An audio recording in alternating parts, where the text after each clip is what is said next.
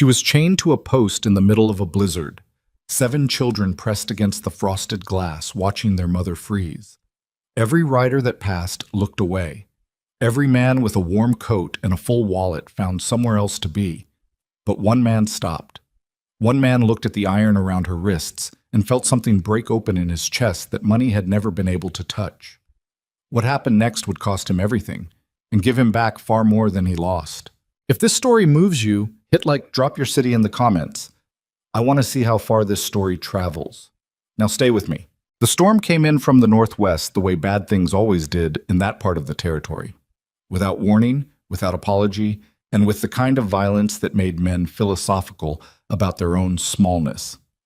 By the time the sky turned the color of a bruise and the wind started pulling fence posts loose from the frozen ground, most of Caldwell's Crossing had already shuttered its windows and bolted its doors.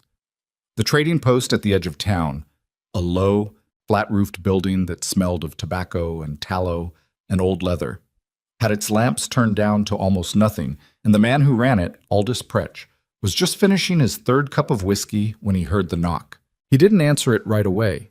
He let it knock twice more before he pushed himself up from the stool behind the counter and went to the door.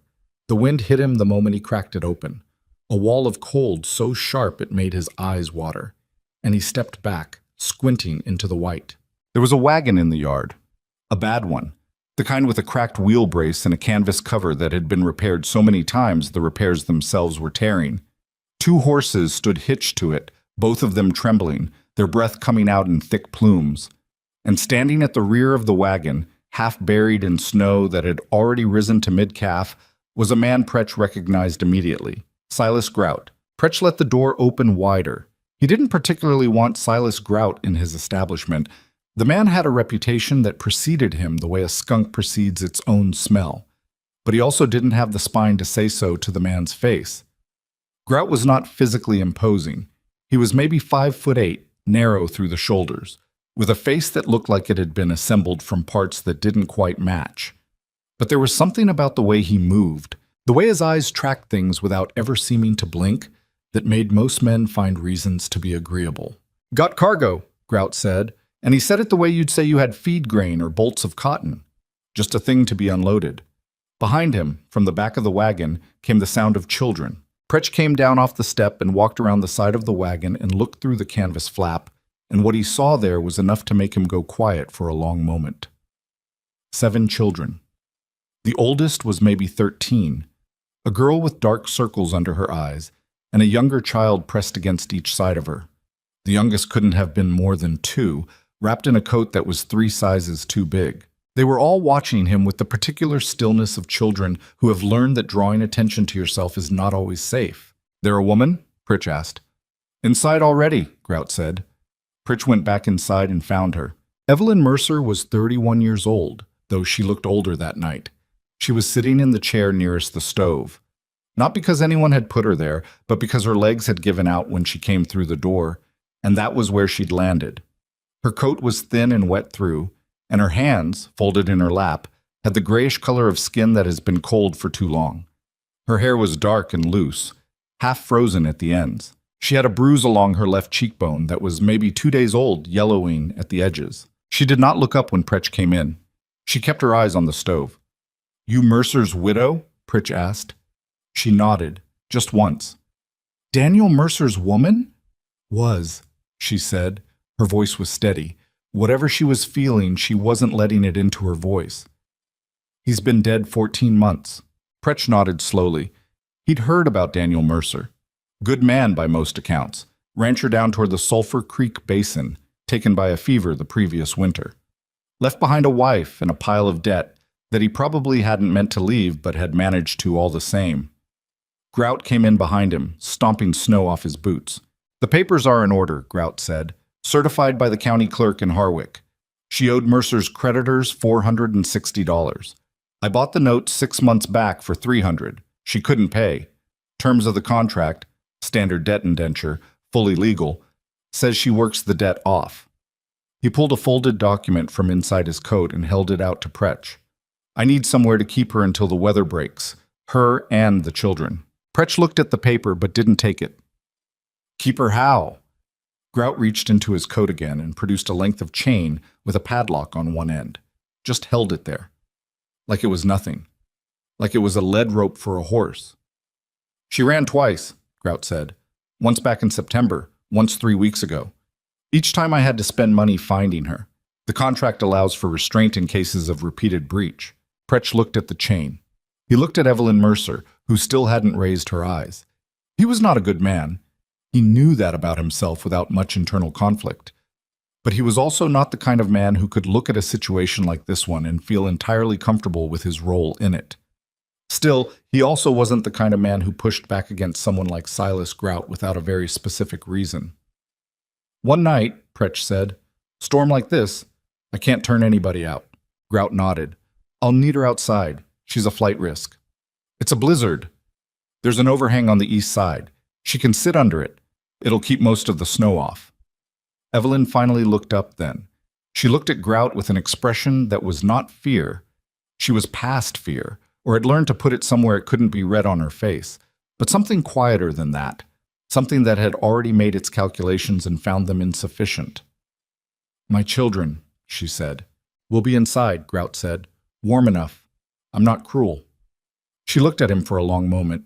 Then she stood up, steadily, and she walked toward the door without being led, as if giving Grout the satisfaction of dragging her was the one thing left she could refuse him. The overhang on the east side of the trading post was about 4 feet deep and 8 feet wide. Someone had stacked a half cord of firewood under it at some point in the fall, and the wood kept some of the wind off. Grout chained her left wrist to the iron ring bolted to the post. The ring was there for tying horses, which told you something about how Aldous Pretch ran his establishment, and left her with a blanket that was clean but thin. Too thin. The children watched from behind the window. Evelyn could see them there, their faces pale and pressed close to the glass, and she kept her expression even for them. She didn't cry, she didn't call out. She sat on the upturned crate someone had left under the overhang, and she pulled the blanket around her shoulders, and she watched the storm come in. She thought about the last 14 months. She did this sometimes when there was nothing else to do, laid them out in her mind like a hand of cards, looking for the point where she might have played differently. Daniel's death had been sudden. The fever took him in 8 days. She'd had no warning, no time to understand what the finances actually looked like, no time to prepare. She'd found the promissory notes in the lockbox under the floorboards 2 weeks after the funeral, and the number on them had made her sit down on the kitchen floor and put her head in her hands. She wasn't stupid. She'd tried to negotiate. She'd gone to Harwick herself twice and laid out what she had and what she owed and asked for extensions, for payment plans, for anything. The first creditor had been almost decent about it, had given her 6 months and taken the horses as partial payment. The second had sold the note to Silas Grout before she even knew it had changed hands. She'd run in September because Grout had told her he was taking the 2 oldest children to work off part of the debt separately. She'd gotten as far as the Callow River before one of his men caught up to her. She'd run 3 weeks ago because she'd overheard Grout telling someone on the other end of a telegraph wire that he'd found a buyer who was interested in the whole package, woman and children together, and the word buyer had done something to her that she still couldn't put a name to. She sat in the storm, and she breathed, and she did not let herself think past the next hour. The next hour was survivable. The hour after that she'd deal with when it came. Mud. Gideon Hale almost didn't stop. He'd been riding since before dawn, which meant he'd been riding for close to 12 hours by the time he reached Caldwell's Crossing, and he was cold in the deep way that gets into your joints and makes them feel like broken glass. His horse, a big roan gelding named Cutter, had developed a hitch in his left foreleg somewhere around midday that had slowed them to a walk for the last 3 miles. Gideon was 38 years old, and he had been running the Hale Ranch alone for 6 years, since his father died and his brother went east and didn't come back. And he had learned in those 6 years a great deal about the difference between things he could fix and things he couldn't. He saw the trading post from the road. He saw the light in the window. He was thinking about nothing except getting Cutter out of the cold when he saw her. The overhang faced the road at an angle. If he'd been 20 yards further on, or if the storm had been just a little worse, he might not have seen her at all. But he was where he was, and the light from the window hit the east side of the building at just the right angle, and he saw a woman sitting on a crate in the open air with a blanket around her shoulders and a chain on her wrist. He stopped Cutter. He sat there in the saddle for a moment, just a moment, while the snow came down around him and the wind pushed at his back, and every reasonable instinct he had said, "Keep moving. It's not your problem. You don't know what she did or who she is or what the arrangement is." He'd seen debt indenture before. It was legal. It was ugly, but it was legal, and getting between a creditor and his contract was not something a man did without consequences. But there were 7 children in the window. He saw them when he looked toward the light, 7 pale faces pressed against the glass, watching the woman in the snow. And the oldest one, the girl, had her hand flat against the window in a way that made something move in his chest. Not quite grief, not quite anger. Something that didn't have a clean name. He dismounted. He tied Cutter to this post at the front of the building and walked around to the east side. The woman heard him coming. She turned her head before he rounded the corner, and she looked at him without flinching, which told him she was either brave or had stopped having much to lose. "Evening," he said. It was a stupid thing to say, but he couldn't think of anything else. "Evening," she said back. He looked at the chain on her wrist. He looked at her face, the bruise on her cheek, the steadiness in her eyes, the way she was holding herself absolutely upright despite everything. He crouched down so he wasn't towering over her, and he said, "Who put that on you?" "Man named Grout, Silas Grout. He holds my debt contract." "How much?" She looked at him for a moment, not calculating. She'd given up on calculating, but trying to figure out what kind of question it was. $460 originally. I don't know what it is now. He adds fees. Gideon was quiet for a moment. The wind came around the corner of the building and hit them both. The woman didn't flinch. "Those your children in the window?" "Yes." "How many?" 7. He looked at her for another moment. He was not a man who made decisions quickly, as a rule. He'd built the Hale Ranch back from near ruin through 6 years of careful, patient decisions, and he knew what impulsiveness cost. He'd watched his father make 2 impulsive decisions that between them had lost the family almost 40,000 acres. He did not romanticize impulse, but he also knew that there were moments when the careful calculation and the right thing to do were the same, and moments when they were not. And you had to be honest with yourself about which kind of moment you were in.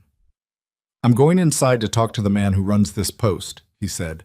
"Don't go anywhere."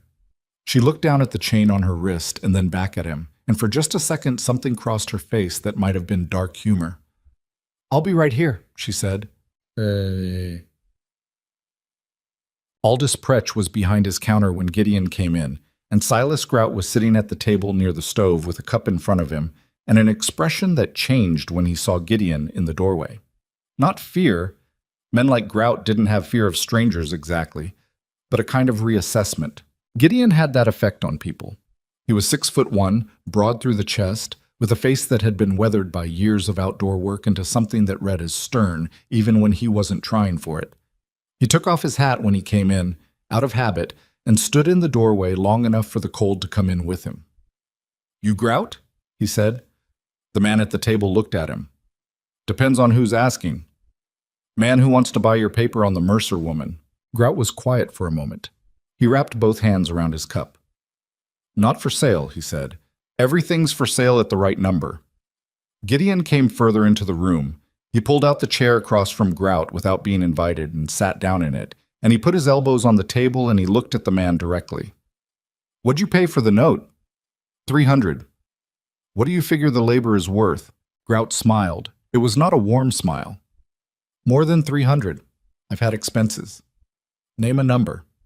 Grout looked at him for a long moment. He was reading Gideon the way a card player reads a hand, looking for the leverage point, the tell, the thing that explained why a stranger would walk into a blizzard and want to buy a debt contract. "Why?" he said. "Because I watched you chain a woman to a post in a snowstorm with 7 children watching through a window," Gideon said, "and I'd like that to stop. She's a flight risk. I documented it legally. The contract... I'm not interested in the contract. I'm interested in the number." Grout drummed his fingers on the table twice. $520, he said. "That accounts for my expenses, my lost time, my inconvenience." It was a number designed to be too high. Gideon could see that. $520 was not an outrageous sum for a man of means, but it was the kind of number that communicated that Grout didn't want to sell, or wanted to see how badly Gideon did. Gideon reached into his coat and pulled out his money clip. He counted out $520. It was the better part of what he was carrying, which he'd brought to Caldwell's Crossing to pay for timber, and he laid it on the table without ceremony. Grout looked at the money. He looked at Gideon. Something moved behind his eyes that was not quite surrender and not quite anger, more like a man who has just played a number and had it called without flinching and is now recalibrating. "I'll need the papers," Gideon said. Grout reached inside his coat. He produced the folded document, the debt indenture, the certification from the county clerk, the whole ugly apparatus, and he set it on the table next to the money. "She's trouble," Grout said. He said it without heat, just a flat statement. "Stubborn. Doesn't know her situation." "Good," Gideon said, and he picked up the papers. He took them to Pritch and had Pritch witness him marking them as paid and transferred. Pritch did it reluctantly, but he did it. Then Gideon went to the counter and asked Pritch if he had bolt cutters, and Pritch said he had a heavy chisel and a mallet, which would serve, and Gideon took them. He went back out into the blizzard. Evelyn heard the door and looked up and saw it was the same man. He was carrying a chisel and a mallet, and he crouched down in front of her without ceremony and examined the padlock. "Turn your hand palm up," he said. She did. He positioned the chisel on the lock's shackle and swung the mallet once, twice, 3 times, each blow ringing out into the storm, and on the 4th the shackle gave and the chain fell away. He caught it before it hit her wrist, which surprised her. He stood up and he held out his hand. "Gideon Hale," he said. "I have a ranch about 9 miles north. I'd like to offer you and your children shelter until the storm passes, and then we can figure out what comes next." Evelyn looked at his hand, then she looked at his face. She had learned over the last 14 months to read men quickly, and what she was reading in Gideon Hale was complicated.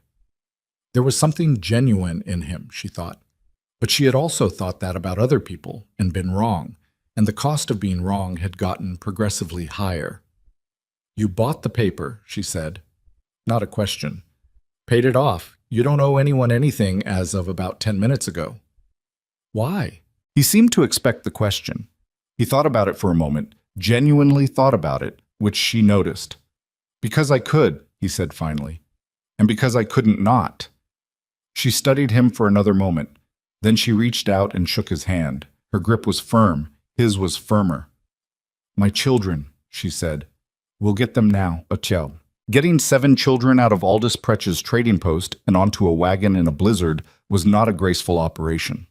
The youngest, a boy named Peter, who was 2.5 and had decided somewhere along the way that all strangers were enemies, screamed for a solid 4 minutes before his oldest sister, Ruth, got him quiet. Ruth was 13, dark-haired like her mother, with the same quality of steadiness in her eyes that made Gideon instinctively trust her.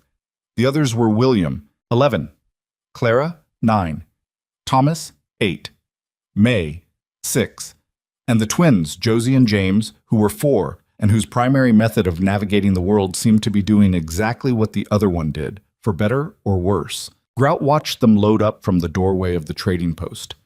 He didn't say anything. He just watched, with that flat expression that was impossible to read, and Gideon watched him back once, just once, long enough to communicate that this was done and settled and there was no argument to be had. Grout went back inside. Gideon's wagon, he had left it at the livery at the other end of town when he came in on Cutter, was a ranch wagon, sturdy and wide, with canvas sides that did a reasonable job against wind. He packed the children in the back with every blanket he could buy from Pritch, which cost him another $8 and was worth every cent. Evelyn sat up front beside him on the bench. Her coat was still damp. He gave her his outer coat, a heavy sheepskin, without comment, and she put it on without argument, which told him she was past the point of performing pride over warmth. Cutter went on a lead line behind the wagon. The big roan was not happy about it, but he went. 9 miles, Gideon said. Road's going to be rough. It's all been rough, Evelyn said, not bitterly, just accurately. He looked at her once, sideways, and then put his eyes back on the horses and the road, and they went into the storm. The 9 miles took 2 hours and 40 minutes. There were two moments that were genuinely bad. The first was crossing Blind Creek, which had a bridge that was sound in dry weather, but had developed a lean to the left that became pronounced when the wind hit it from the north. And the wind that night was hitting it from the north with consistent, malicious intent. Gideon stopped the wagon before the bridge and got down and walked it first, testing the planking. And three of the boards in the middle were soft enough that he could see they might not hold the wagon's full weight. He had Evelyn take the reins and he positioned himself at the left rear wheel, in the water, which came to his thighs and was the temperature of something that should have been frozen, and he guided the wagon across by feel and muscle, while Evelyn held the horses to a dead slow walk. The boards held, barely. He climbed back onto the bench, soaking wet from the thighs down, and didn't say anything about it. Evelyn handed him back the reins without comment. From the back of the wagon, Ruth's voice said quietly, "Are we going to be all right?" And Evelyn said, "Yes," with such complete conviction that even Thomas, who had been white-knuckled and silent for most of the ride, seemed to believe it. The second bad moment was when the lead rope on Cutter snapped somewhere around mile 7 and the roan spooked in the dark and the snow and ran.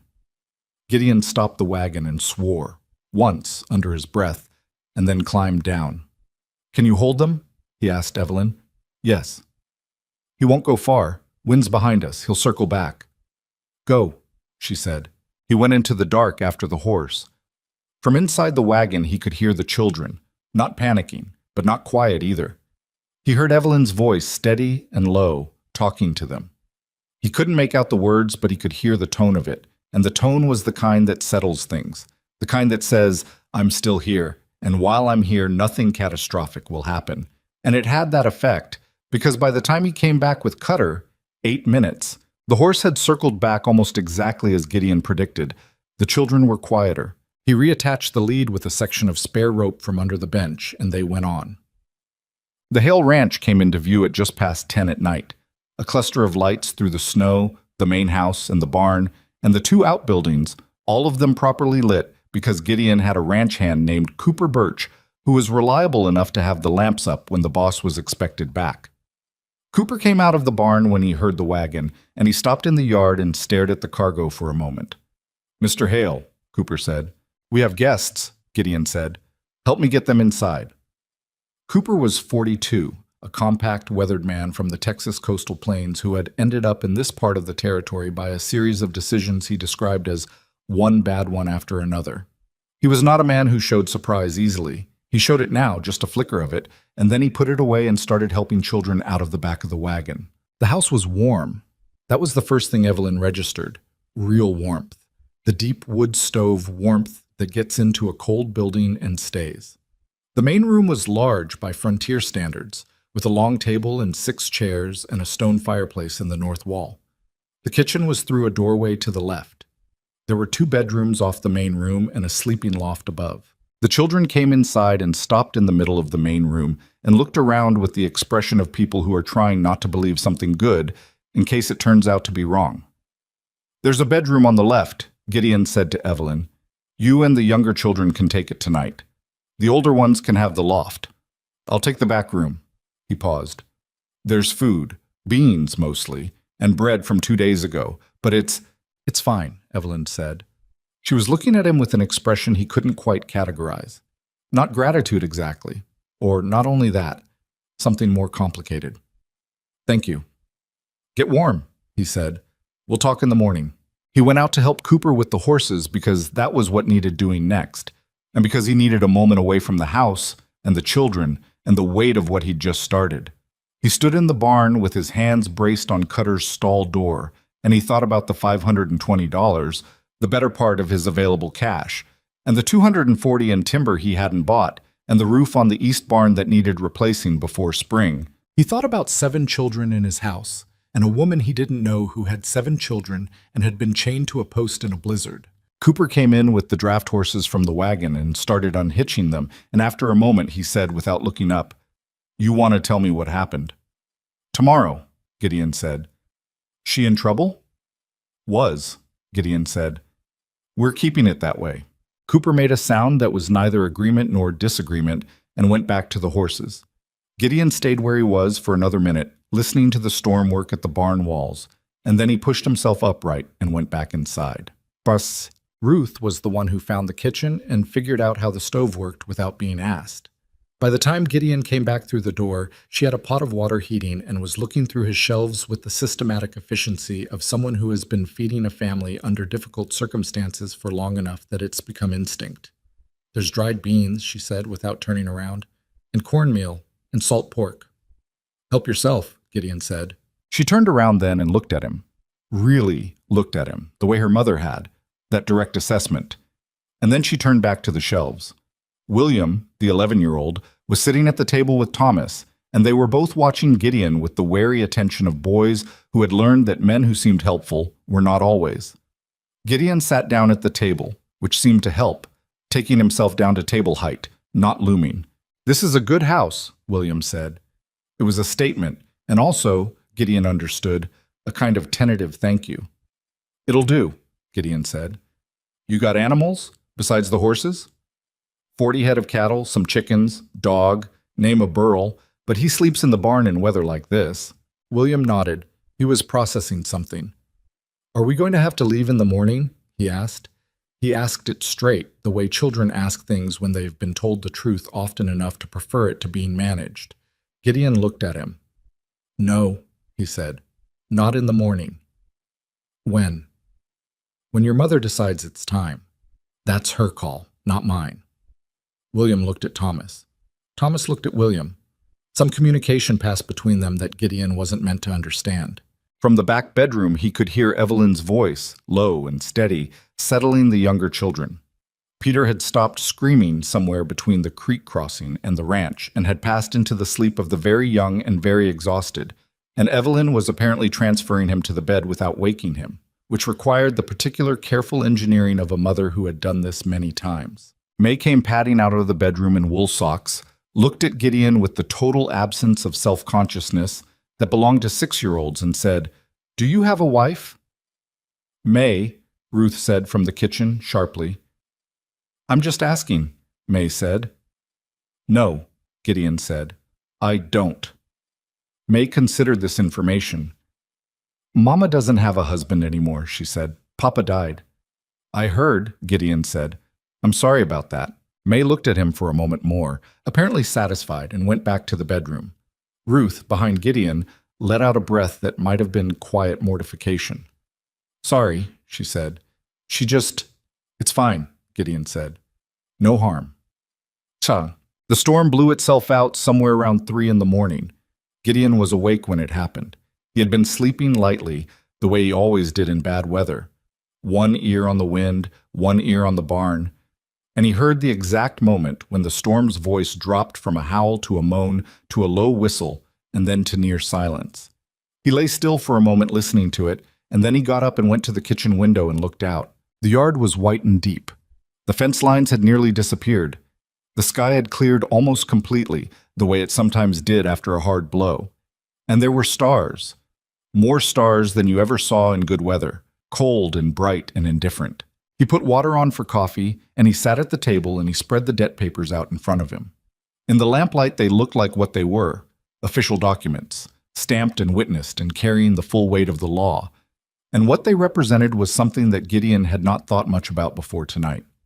He had known debt indenture existed. He had seen it operated in less extreme ways, people working off debts through labor, which was not so different from wage work when it was done honestly. What he had not seen, or had not let himself see, was what it looked like when it was done the way Silas Grout did it. The chain. The open air in a blizzard. 7 children at a window. He thought about Grout's face when the money went on the table. The way the man had paused before handing over the papers. Not reluctant exactly.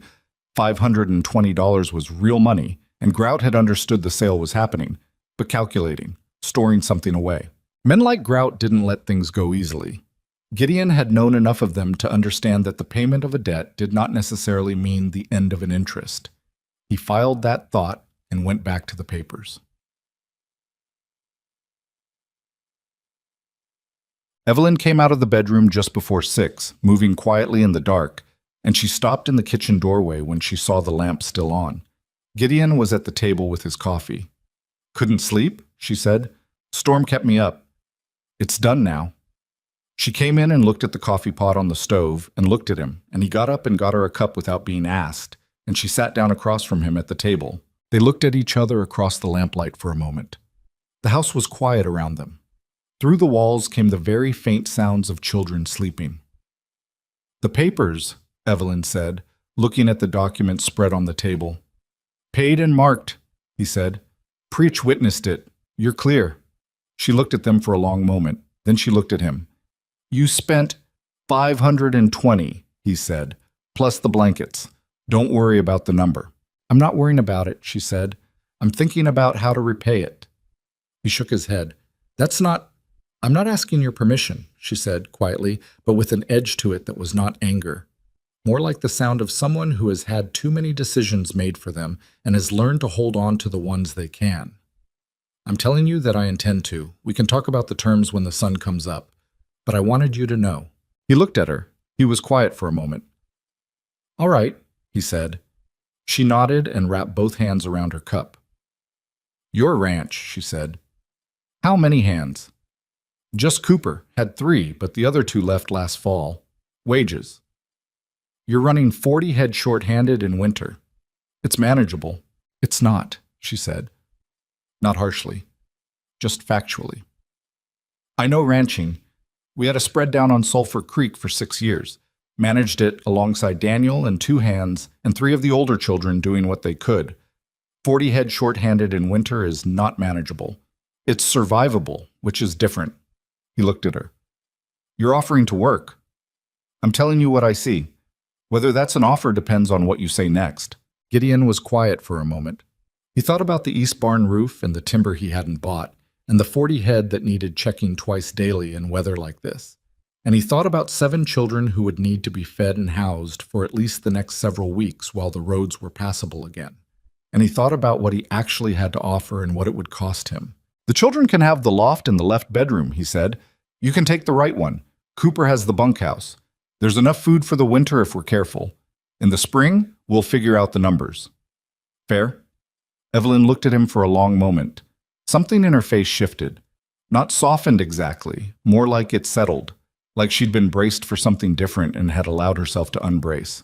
"Fair," she said. Outside, through the kitchen window, the sky was beginning to go from black to the deep purple gray of pre-dawn, and the stars were fading one at a time, and the snow in the yard reflected what light there was and made the dark a little lighter than it should have been. Inside the house, 7 children slept in the quiet after the storm, and a woman who had been chained to a post in a blizzard 12 hours ago sat across the table from the man who had stopped when every other rider had kept going, and they drank their coffee in the particular silence of 2 people who have not yet figured out what they are to each other, but have, at least for the moment, stopped being strangers. The winter had a long way to go. The trouble, as it happened, had barely begun. But in that kitchen, in that hour, the only sound was the stove and the coffee and the wind, reduced now to something almost gentle, pushing at the windows like it was trying to get back in. It didn't get in. The first week was the hardest. Not because of the cold, though the cold was serious. Temperatures dropped low enough that the water in the kitchen basin froze overnight if you forgot to keep the stove fed, and the path between the house and the barn became a sheet of compressed ice that Cooper salted twice daily with rock salt from a burlap sack he kept hung by the barn door. Not because of the children, though 7 children in a house built for 1 man and occasional company was its own kind of mathematics. The hardest part of the first week was the silence underneath everything. The particular silence of people who do not yet know what they are allowed to want. Evelyn kept to a schedule from the first morning. She was up before Gideon, which he only discovered because he came into the kitchen at 5:30, expecting to put the coffee on himself, and found it already made, the stove already stoked, and a pan of cornmeal mush sitting covered on the back of the stove staying warm. She wasn't in the kitchen. She was out at the barn, he found out later, helping Cooper with the morning check on the cattle. Cooper had reported this to Gideon with an expression of mild bewilderment, the way Cooper reported most things that fell outside his established categories. "She knows what she's doing," Cooper said. "Checked the water troughs before I did. Found 1 heifer with the beginnings of a respiratory thing. Caught it early." "She said she had a ranch," Gideon said. "Said she ran it herself for most of the last 2 years of her husband's illness," Cooper said. His health went before he died. She was doing most of it. Gideon filed that away. He had a habit of filing things away. Observations about people, small details that didn't mean much alone, but accumulated into something useful over time. What he was accumulating about Evelyn Mercer in those first days was a picture of someone who had been competent for so long and under such difficult circumstances that competence had become a kind of armor. She didn't ask for help. She assessed a situation, identified what needed doing, and did it. When she didn't know how something on the ranch worked, the specifics of Gideon's rotation system for the cattle, the particular quirks of the East Barn's hay storage, she asked direct questions, got the answers, and didn't ask twice. The children found their feet more slowly, which was natural enough. The older ones, Ruth, William, Thomas, took their cues from their mother and were careful and quiet and stayed out of Gideon's way in a manner that was polite but also, he suspected, strategic. They were watching to see what kind of man he was in his own space, under ordinary conditions, when there was nothing dramatic happening to bring out either the best or worst in him. Clara, the 9-year-old, was the first to relax. She had a practical, matter-of-fact personality that expressed itself in a curiosity about the physical workings of things. How the well pulley operated, why the East Barn's roof had a different pitch than the main barn, what the iron implements hanging on the wall of the workshop were for. She followed Gideon around for most of the second day asking questions, and he answered them. And by the end of the afternoon, she had decided he was acceptable and went about her business accordingly. May was already comfortable. She had never been much bothered by strangers, which her mother found alarming and her siblings found annoying. She attached herself to Cooper on the third day, following him around the barn with the complete confidence of a child who assumes the world is generally friendly until proven otherwise. And Cooper bore this with a patience that Gideon would not have predicted. The twins, Josie and James, were inseparable and largely self-contained. They had a private language of gesture and expression that made them seem like a two-person civilization operating inside the larger household, and they observed everything from this interior position with bright, attentive eyes. Peter, the youngest, had decided somewhere between the wagon ride and the morning after that, Gideon was a person to be watched with extreme suspicion. He did not cry anymore. He simply tracked Gideon's movements from whatever position he occupied in the room, with the focused attention of a very small general monitoring enemy troop movements. Gideon did not push it. He had no experience with children, none that was his own, anyway, and he understood that whatever Peter was doing was probably reasonable, given what the child had lived through. William was the one who surprised him. On the fourth morning, Gideon was repairing a section of the corral fence that the storm had damaged, working with numb fingers and a grudging determination. And he heard footsteps in the snow behind him and turned to find William standing there in his coat and hat with his hands in his pockets. "Can I help?" William asked. Gideon looked at him. "You know anything about fence repair?" "Some. I helped Papa before he got sick." Gideon handed him the other end of the rail he was trying to hold in place while he drove the pin.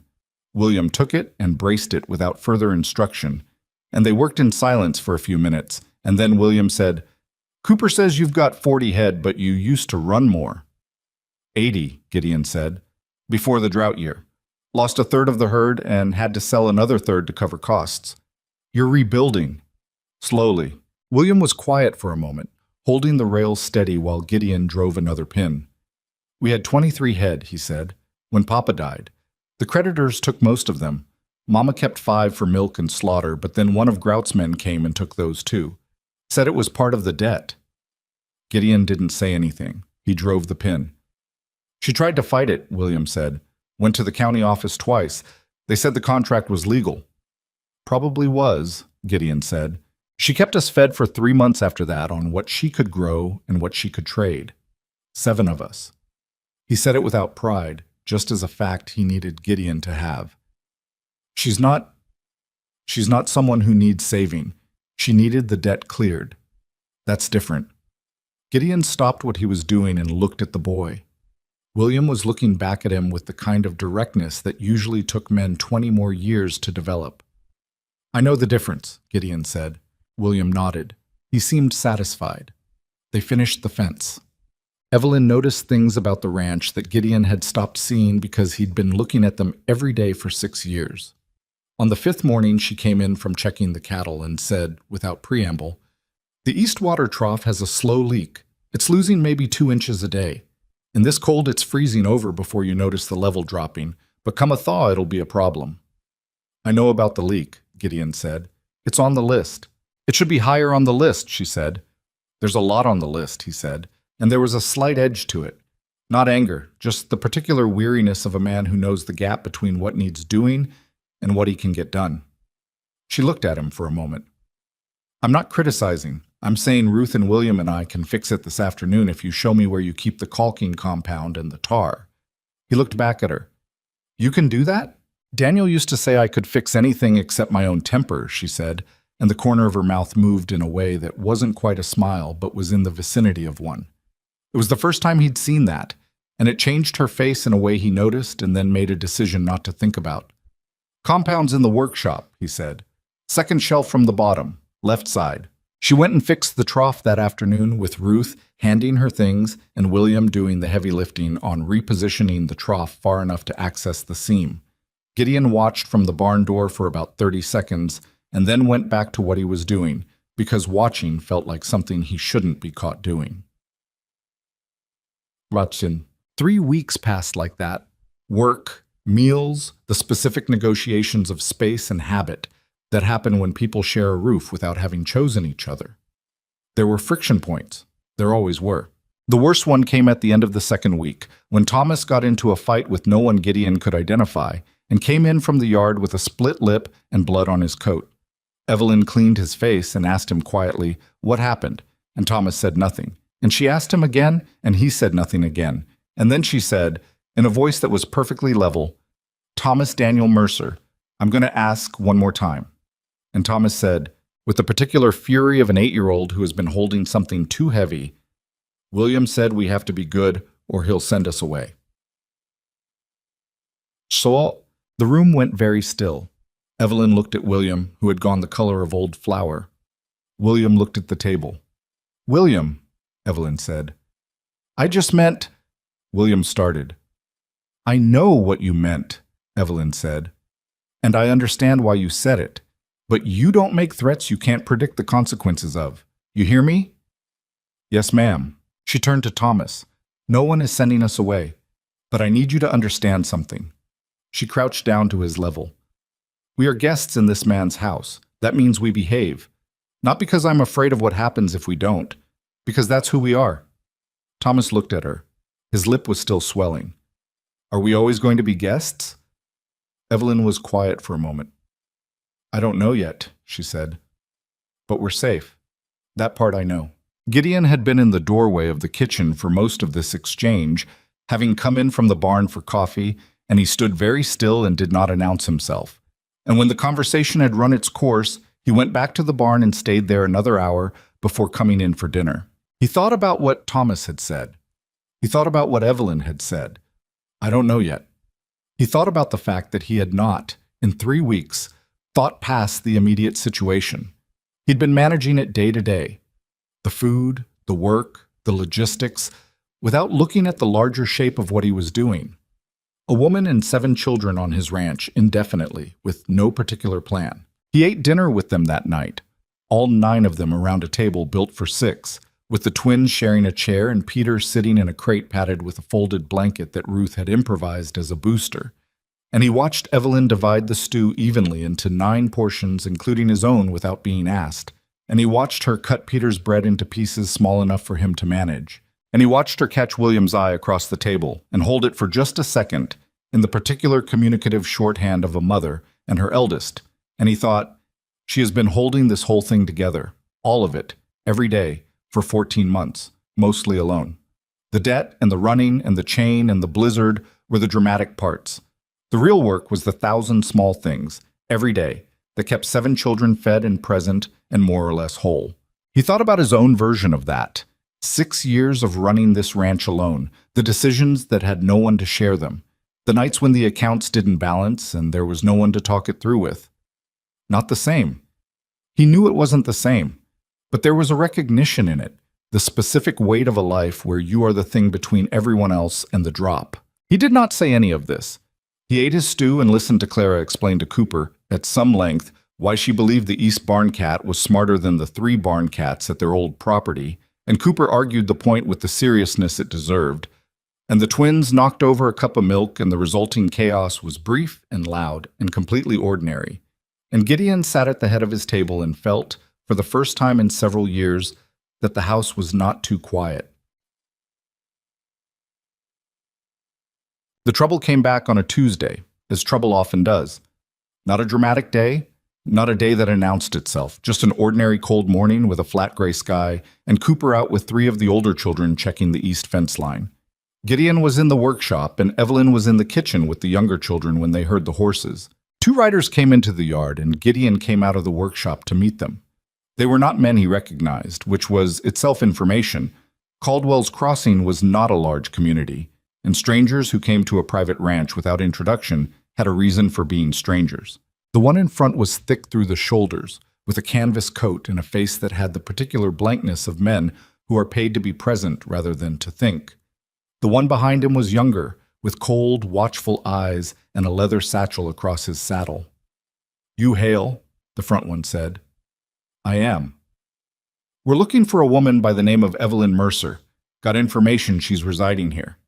Gideon said nothing for a moment. "Who's asking?" The younger one reached into his satchel and produced a folded document. "My name is Aldridge. I'm a legal agent representing Mr. Calhoun Voss. I have here a certified contract of transfer indicating that the debt indenture belonging to one Evelyn Mercer, formerly held by Silas Grout, was transferred to Mr. Voss prior to Mr. Grout's sale of said contract to yourself. Which means Mr. Grout's sale to you was invalid. The original transfer to Mr. Voss takes precedence." Gideon looked at the document Aldridge was holding. He did not take it. "Let me see it," he said. Aldridge leaned down from the saddle and held it out. Gideon took it and read it. It was official looking, stamped, signed, witnessed. It had a date on it that was 2 weeks before Gideon's purchase from Grout. He read it twice. Then he folded it and held it back out to Aldridge. "I'll need to have this looked at by an attorney," he said. "That's your prerogative," Aldridge said. "But the legal position is clear. The woman is under contract to Mr. Voss. We're here to take her." "You're not taking anyone today," Gideon said. The thick one shifted in his saddle. Not a threat exactly, just a repositioning that communicated capacity for threat. Gideon noticed it and let it sit there. "Mr. Hale," Aldridge began. "I heard you," Gideon said, "and I'm telling you that until I have had this document reviewed by an attorney, no one goes anywhere. You want to make that a legal dispute, you go find yourself a judge. You want to make it a different kind of dispute, you're on my land, and you'll want to think about that carefully." He said it without raising his voice. He said it the way a man says something that is simply true and doesn't need volume to make it so. Aldridge looked at him for a moment. Then he looked at the thick one. Some calculation passed between them. "We'll be back," Aldridge said. "With the law, if necessary." "Bring it," Gideon said. He watched them ride out of the yard and down the road, and he stood there until they were fully out of sight, and then he went back inside. Evelyn was in the kitchen doorway. She had heard everything. He could see it in her face, not the fear exactly, more the recognition of a thing she had been bracing for without knowing when it would arrive. The younger children were behind her, and she had one hand on the doorframe and the other flat against her side. "Voss," she said. "Calhoun Voss." "You know the name." "I know of him," she said. "He owns the Ridgemont mining operation north of Harwick. He buys debt contracts." Grout mentioned him once. Mentioned him like a warning. I didn't understand what he meant at the time. Gideon came inside and closed the door. He went to the kitchen and poured himself a cup of the morning's coffee, which was cold by now, and he stood at the counter and thought. "Grout sold to Voss before he sold to me," he said. "Or says he did. The document has a date on it. Is it real?" "It looks real. I don't know if it is." "Could Grout have forged it? Backdated it?" Gideon looked at her. He'd need someone at the county clerk's office to cooperate. Someone to validate the stamp. He paused. "Which is possible if Voss is as connected as his name suggests." Evelyn was quiet for a moment. Behind her, Peter had made his way to her leg and was holding on to it with both hands, not saying anything, just holding on. She reached down without looking and put her hand on top of his head. "If the document is valid," she said, "what does that mean?" "It means Grout's sale to me was invalid. It means you're technically still under contract. To a mining tycoon. Yes, she absorbed this. Her face did not change much. There was a tightening around the eyes, a slight compression of her mouth, but the steadiness held. What do we do? I'm going to Harwick, Gideon said. Tomorrow, when the road's clear enough. There's an attorney there, Nathaniel Cross. Good man, former territorial prosecutor. If anyone can find a problem with that document, he can. And if he can't? Gideon looked at her directly. Then we find a different problem, he said. But let's start with the document. Evelyn looked at him for a long moment. Whatever she was looking for, she seemed to find enough of it. She nodded once. I'm coming with you, she said. The roads. I'm coming with you, she said again, in the tone that he was beginning to recognize as the end of a discussion rather than a point in one. He thought about arguing and decided against it. Ruth can manage the children for a day? Ruth has been managing the children since she was 10, Evelyn said, and there was something in her voice when she said it. Not pride exactly, more like the ache that lives just underneath pride when you realize what it cost. Teat. They left at first light the next morning. The road to Harwick was passable but unpleasant, packed snow over frozen ruts, and a wind off the eastern ridge that came at them sideways and made the horses irritable.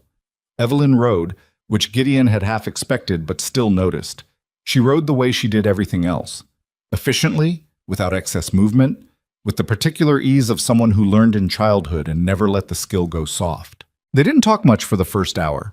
The road required attention, and there was also the fact that they were still, in most ways, strangers to each other, despite 3 weeks of shared meals and shared work and the specific intimacy of a house where you hear each other breathing at night. 3 weeks was enough time to establish habits. It was not yet enough time to establish the kind of trust that makes silence comfortable rather than careful. It was Evelyn who broke it. Somewhere around the second hour, when the road curved along the south face of a ridge and opened up to a view of the valley below, white and still and enormous. What did you do? She said. Before the ranch. He glanced at her. I've always had the ranch. You had to come from somewhere before that. Born on the ranch, he said. My father built it. I grew up on it. You didn't ever leave? Once. 5 years in the East when I was young, working for a freight company out of Cincinnati. Thought I wanted something different. He paused. I didn't. What made you come back? He was quiet for a moment. My father needed me, he said. And then later, after he was gone, I just stayed. Because it was mine. She looked at the valley below them. I grew up in Missouri, she said. My family farmed, small operation. We weren't poor, but we were close enough to it to know what it looked like. She paused. I met Daniel at 22. He had plans, big ones. He wasn't wrong, exactly. The Sulphur Creek land was good. But plans and the money to execute them are two different things, and Daniel was better at the first than the second. You loved him, Gideon said. It wasn't a question, just an acknowledgement. She was quiet for a moment. I did, she said. He was not easy to live with the last 2 years. The illness changed him, made him angry sometimes. Not at me, or not only at me, just angry at the situation, which I understood, and it still made things hard. She paused again. I'm not telling you he was a bad man. He wasn't. But I'm also not going to tell you it was all tragedy and pure love and nothing else, because it wasn't. Gideon said nothing. He let the silence do what it needed to do. I don't know why I'm telling you this, she said after a moment. You don't have to explain it, he said. She looked at him sideways. That's a strange thing for a person to say. Is it? Most people, when you start talking, want the whole story, or they want to give you advice, or they want to tell you about something similar that happened to them. I'll do that later if you want, he said. Tell you about something similar. The corner of her mouth moved, that almost smile again. Maybe, she said, and turned her eyes back to the road. Oh.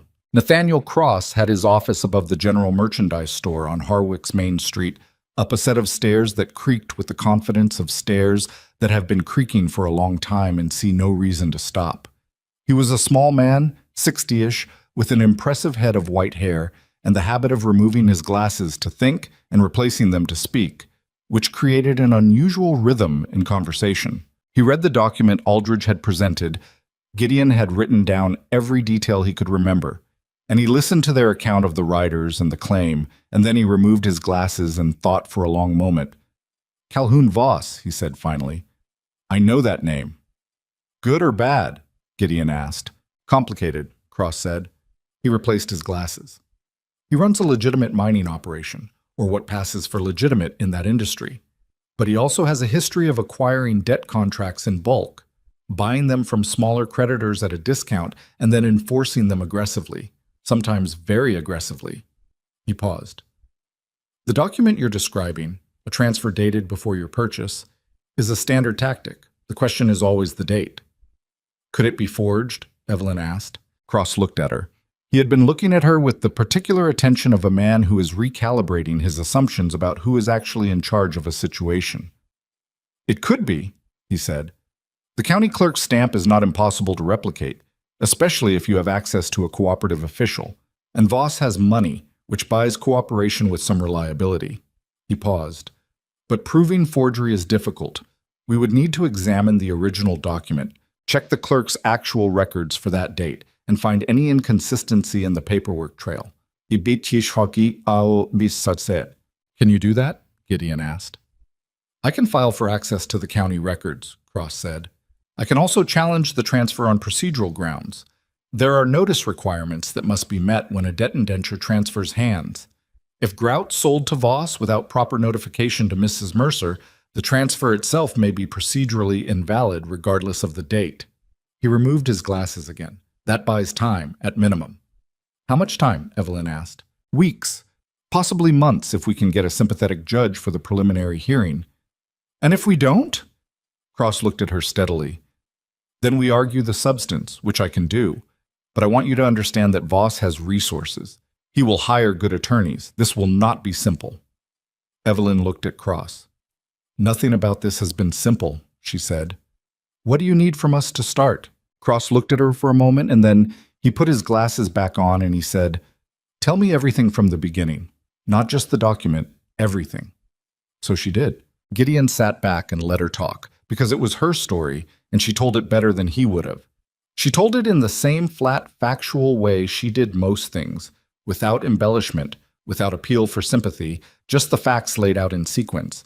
The debt, the creditors, the sale to Grout, the running, the chain, the blizzard, the children at the window, Gideon's purchase, the 3 weeks, and then the riders. Cross listened without interrupting, and when she finished, he had filled 2 pages of his legal pad with notes in a cramped, precise hand. "The chain is important," Cross said. "The method of restraint, the conditions. A court may find that relevant to the question of good faith operation of the contract. Debt indenture does not authorize cruelty." "It doesn't authorize chains either," Gideon said. "No," Cross said, "it does not." He agreed to take the case. His fee was $50 for the initial filing, with additional costs contingent on how far the matter proceeded. Gideon paid it without hesitation, and Evelyn watched him do it, and said nothing until they were back down the creaking stairs and out on the cold main street of Harwick. "That's another $50, she said. "I know the count," he said. "Gideon." She stopped walking. He stopped too, and they stood on the street with the cold wind between them. "I need you to understand that I am keeping track. All of it. Every dollar. I intend to pay it back." "I know you do," he said. "I'm not saying it for reassurance. I'm saying it because I need you to know that I understand what this is costing you, and I am not taking it lightly." He looked at her for a moment.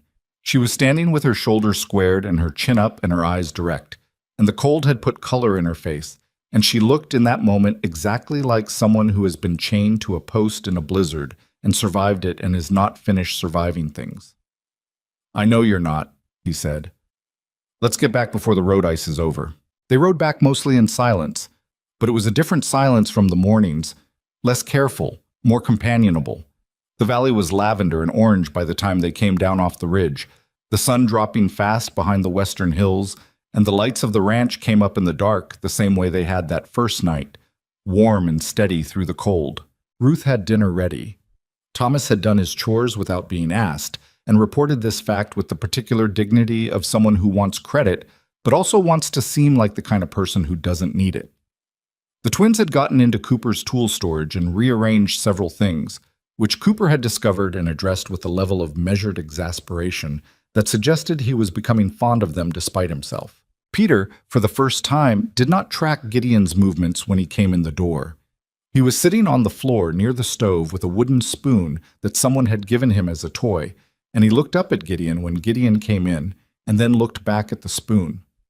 It was not friendliness. It was simply the withdrawal of active suspicion, which, in Peter's economy, was significant. Gideon sat down at the table and accepted the bowl Ruth put in front of him, and looked around at the 8 people crowded into his dining room, and he thought about Voss and the document and Cross and the $50 and the weeks and possibly months ahead, and he thought about the East Barn roof and the cattle that still needed daily checking, and the spring that was still 8 weeks away at minimum. He thought about William saying she needed the debt cleared. That's different.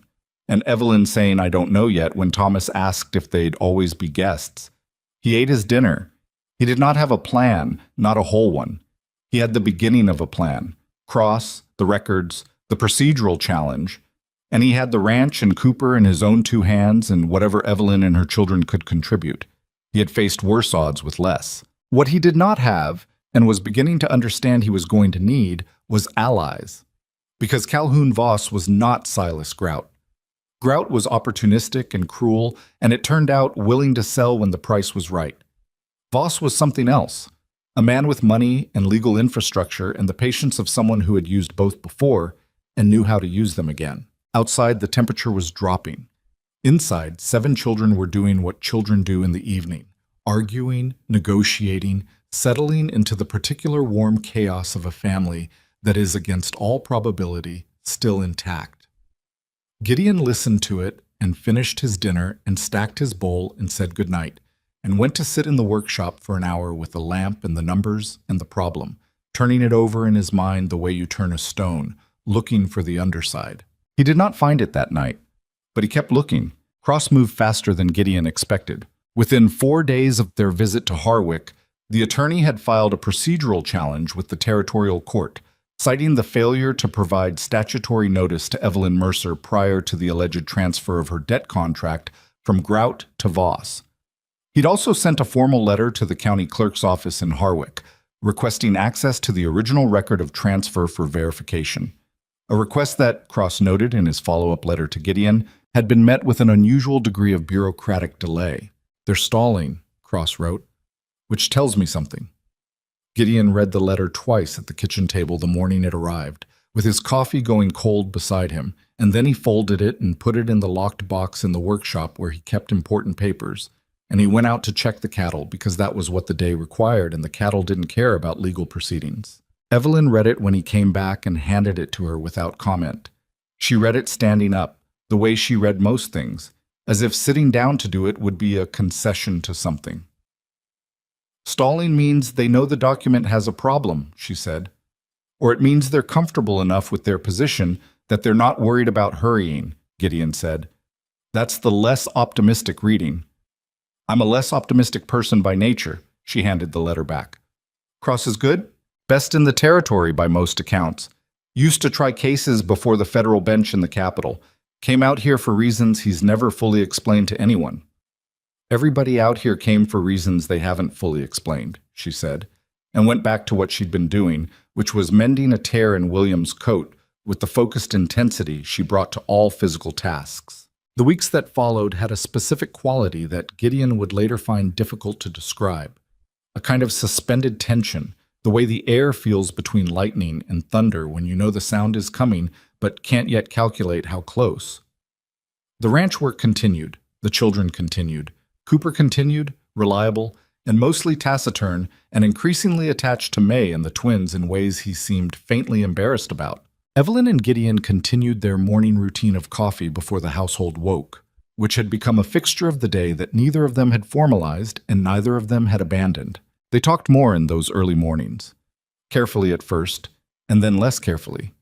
He told her about his brother, Edmund, 4 years younger, who had gone east to study law and married a woman from Philadelphia and sent letters 3 times a year that were warm but abbreviated, and had not come back to the territory in 5 years. He doesn't miss it, Gideon said, or he misses a version of it that stopped existing when my father died.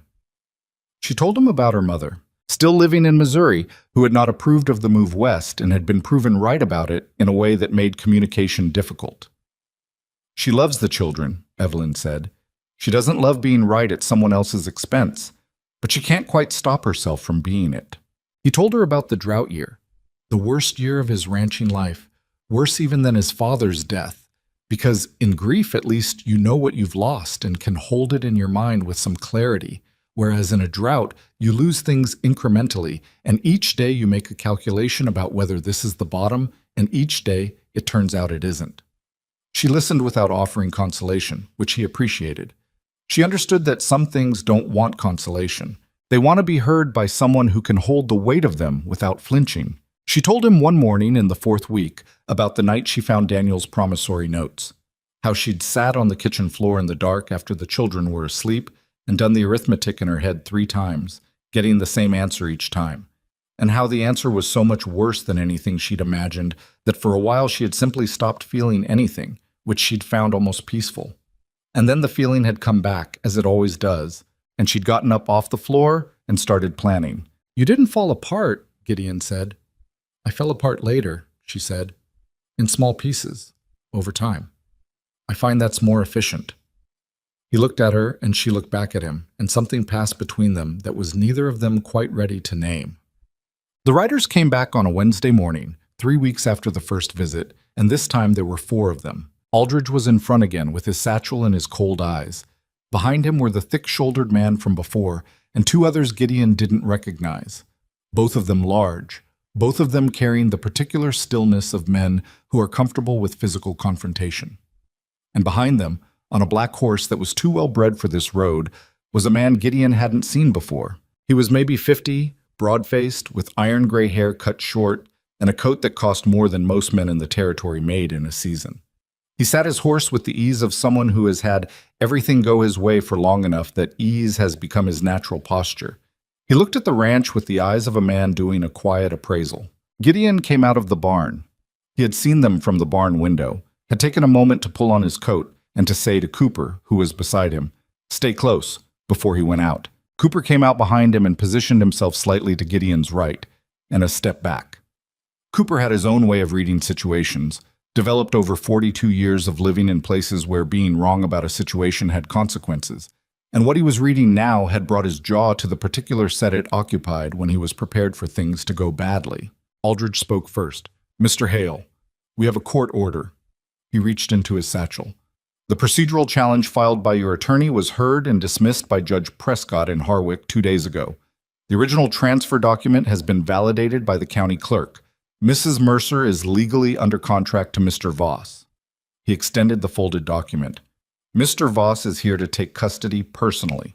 The man on the black horse looked at Gideon with an expression that was not quite contempt, more like the mild interest of a man watching something he's already decided the outcome of. "Mr. Hale," Voss said. His voice was smooth and measured, the voice of a man who has spoken in boardrooms and not just on horseback. "I want to be clear that I bear you no ill will.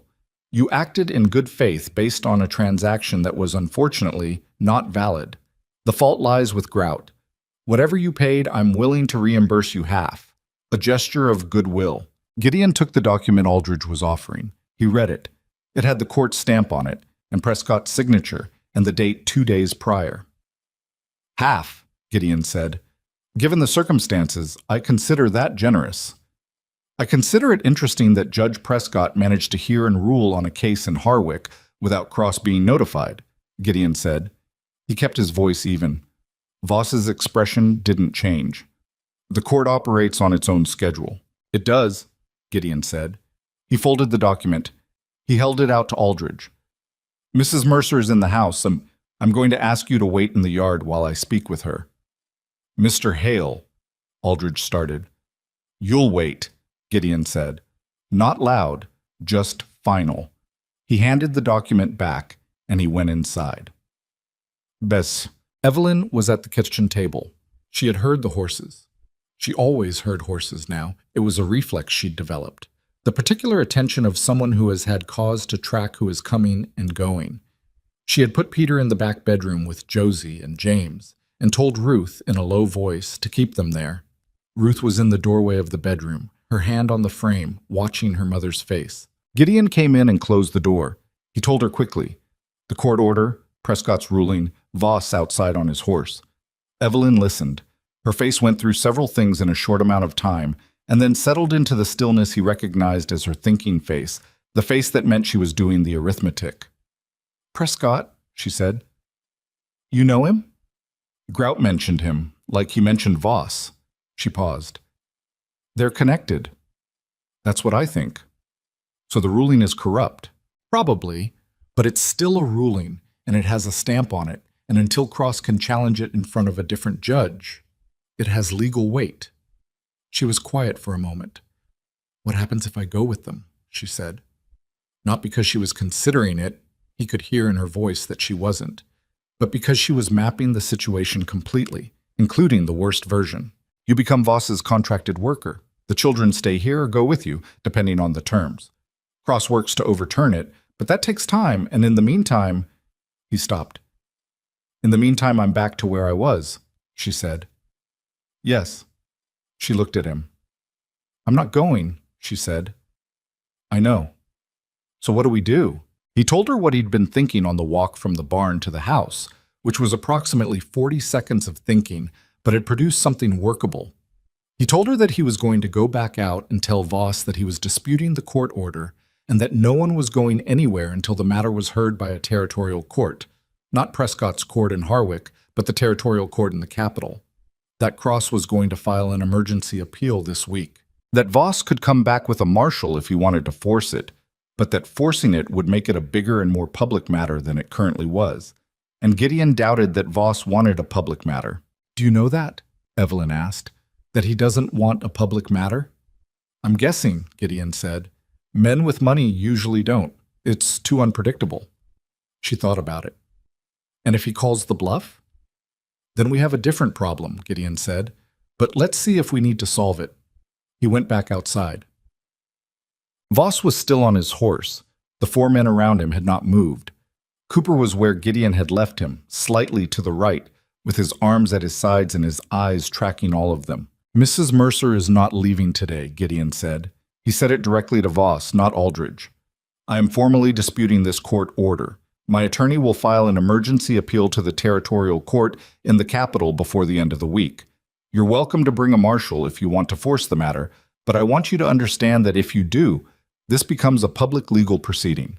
The conditions of the original debt contract, the method of enforcement your predecessor used, the chain, the blizzard, the 7 children who watched their mother freeze. He let that sit for a moment. That's the kind of story people remember. Voss looked at him. Something moved behind the smooth exterior side, not anger exactly, more the recalculation of a man who has just received information he didn't fully account for. He looked at the house. He looked at Gideon. You're making this more complicated than it needs to be, Voss said. You rode out here with 4 men to take a woman away from her children, Gideon said. I didn't start the complicated. Voss was quiet for a moment. He straightened slightly in the saddle, a small adjustment that communicated that the conversation was concluding on his terms, or he was going to present it that way. You have until the end of the month, he said. If I don't have legal confirmation of an active appeal by then, I'll come back with the proper authority. He looked at Gideon one more time. I respect a man who protects what's his. I want you to understand that this is not personal. It's a legal matter, and the law will resolve it. The law will resolve it, Gideon agreed. I just want to make sure it's the actual law and not the version Prescott is selling. Voss's jaw tightened. Then he turned his horse and he left, and his 4 men went with him, and the sound of their horses faded down the road and out of the yard. Cooper let out a long breath. That went better than it could have, he said. It's not over, Gideon said. No, Cooper agreed. It's not. Gideon rode to Harwick the next morning alone, because the roads were too uncertain for the wagon and because he needed to move fast. Cross was in his office and had already heard about Prescott's ruling. Word traveled in legal communities the way it traveled in small towns, which was quickly and not always accurately. but the substance was right. Cross was not happy. He removed his glasses and held them for a long time, which Gideon had come to understand meant he was thinking about something that disturbed him. Prescott heard it without notifying me, Cross said. Can he do that? He shouldn't have. There are procedural requirements. Cross stopped himself. Yes, he can technically if he finds grounds for expedited hearing, which he apparently did. He replaced his glasses. Voss has had Prescott in his pocket for 2 years.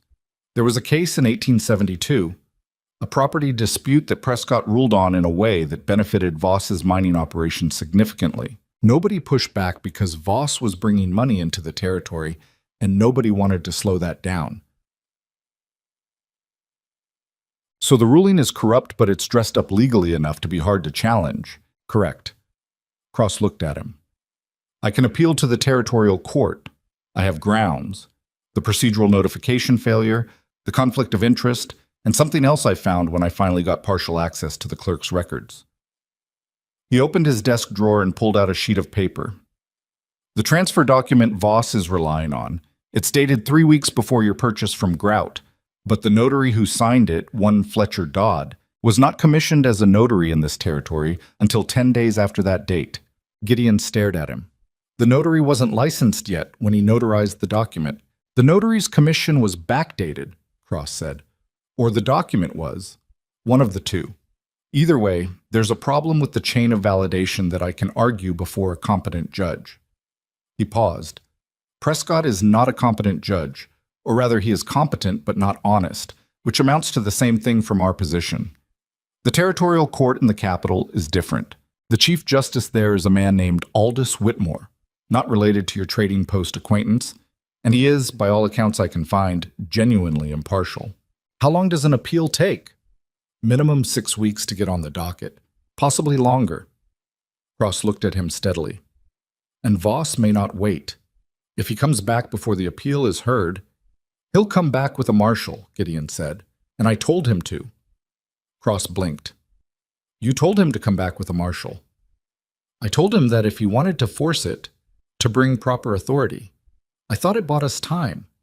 He said we had until the end of the month. Cross considered this. That's approximately 3 weeks. I can file the appeal immediately, today, but a response from the capital will take time we may not have. He paused. There is another avenue. Tell me. Community standing, Cross said. A sworn affidavit from respected members of the local ranching community attesting to Mrs. Mercer's character and the conditions under which she came to be in her current situation. It won't stop a marshal directly, but it creates a record. It establishes that this matter has witnesses, that people are paying attention. Marshals are political appointments. They care about what gets written down. Gideon thought about the ranchers he knew. Most of them in the Caldwell's Crossing district were men he'd dealt with for years. Not friends exactly, but known quantities. Men who had their own relationships with debt and difficulty, who had seen their own hard winters, who understood the particular arithmetic of a frontier existence. I know who to ask, he said. He asked 6 of them. He rode to each ranch over 2 days, explained the situation plainly, and asked for their written testimony. He did not oversell it or appeal for sympathy. He told them what had happened: the debt, Grout's conduct, the purchase, the forged or backdated transfer, Prescott's ruling, and he let them make their own judgments. 2 declined. One of them cited no reason and just shook his head. The other said he didn't want trouble with Voss's operation, because Voss's mining company bought supplies from his operation, and he couldn't afford to lose that income. And Gideon respected the honesty enough that he shook the man's hand and left without argument. 4 agreed. The most important was a rancher named Howard Fitch, who was 63 years old and had been in the territory longer than anyone else Gideon knew. He had a face like a crumpled piece of paper and a reputation for saying exactly what he thought, which in a small community made him simultaneously difficult and invaluable. He read Gideon's summary of the situation twice, slowly, and then he set it down on his kitchen table and looked at Gideon over the top of it. Grout chained her outside in the blizzard, he said. Yes. With the children inside watching. Yes. Fitch looked at the summary again. I know Grout, he said. Sold him a horse 3 years ago. Thought he was a sharp dealer. Didn't think he was... He stopped. He shook his head. I'll write you something, and I'll talk to the other men in the district. You may get more signatures than you think. He was right. By the time Gideon got back to the ranch, Fitch had already sent word to 3 other ranchers who had not been on Gideon's list, and 2 of them sent their own writers to the ranch with written statements within the next 2 days. Cross received all of them and incorporated them into the appeal filing. But what Gideon had not fully anticipated was what would happen at home while he was writing the circuit. He came back from the last visit on a Friday evening to find the main room of the house rearranged. The table moved to allow more floor space. The children's boots lined up by the door with a neatness that suggested an organizing intelligence had been applied. And Cooper sitting in a chair by the fire with the twins on either side of him while he read to them from the almanac, which was not the most obvious choice of reading material for 4-year-olds but seemed to be holding their attention. Ruth was at the stove. She looked up when Gideon came in and said, "Mama's in the barn," and went back to what she was cooking. He found Evelyn in the barn, which was not unusual, but the specific thing she was doing was she had cleared the center aisle and moved 2 of the hay bales to create a kind of informal paddock, and inside it she had the heifer who'd had the respiratory problem in the first week, recovered now but still being monitored. And she was talking to Thomas, who was standing beside her with his arms crossed in careful imitation of adult posture, and explaining something about the animal's breathing. She looked up when Gideon came in. Thomas looked up too. "Papa used to say you could tell a lot about a rancher by how he watched his animals," Evelyn said, and it came out with the particular tone of someone quoting from memory. Not sad exactly, more like acknowledging a source. She looked at the heifer. "She's fully clear. I think she can go back with the herd tomorrow." "That's good," Gideon said. Thomas looked at him. "Did you get the signatures?" Word traveled inside the house faster than Gideon had appreciated. 6, he said. "Maybe more coming." Thomas nodded with the gravity of someone receiving a military report. He had developed, over the past weeks, a specific kind of investment in the legal situation. He asked about it in the same direct, factual way he asked about everything, and he remembered the details from conversation to conversation with a precision that was slightly unnerving. "Cooper says Voss will back down if the appeal gets heard," Thomas said. "Cooper says men like that don't like daylight on their business." "Cooper's probably right," Gideon said, "but you're not sure." "No," Gideon said, "I'm not sure." Thomas considered this.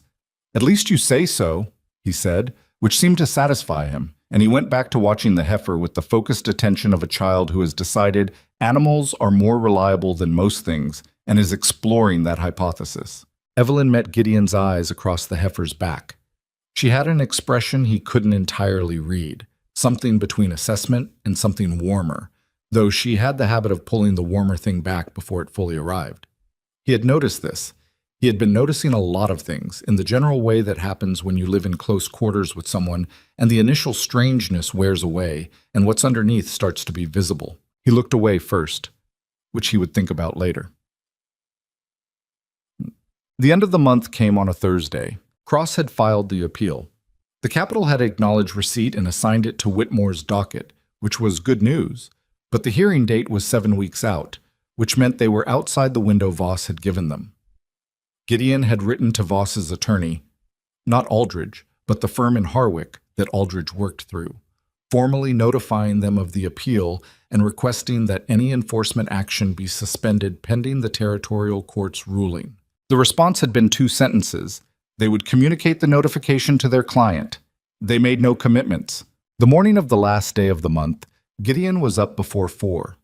He went through the house in the dark and checked the doors and windows, not with any real expectation of what he was checking for, just the habit of a man who has decided to be paying attention.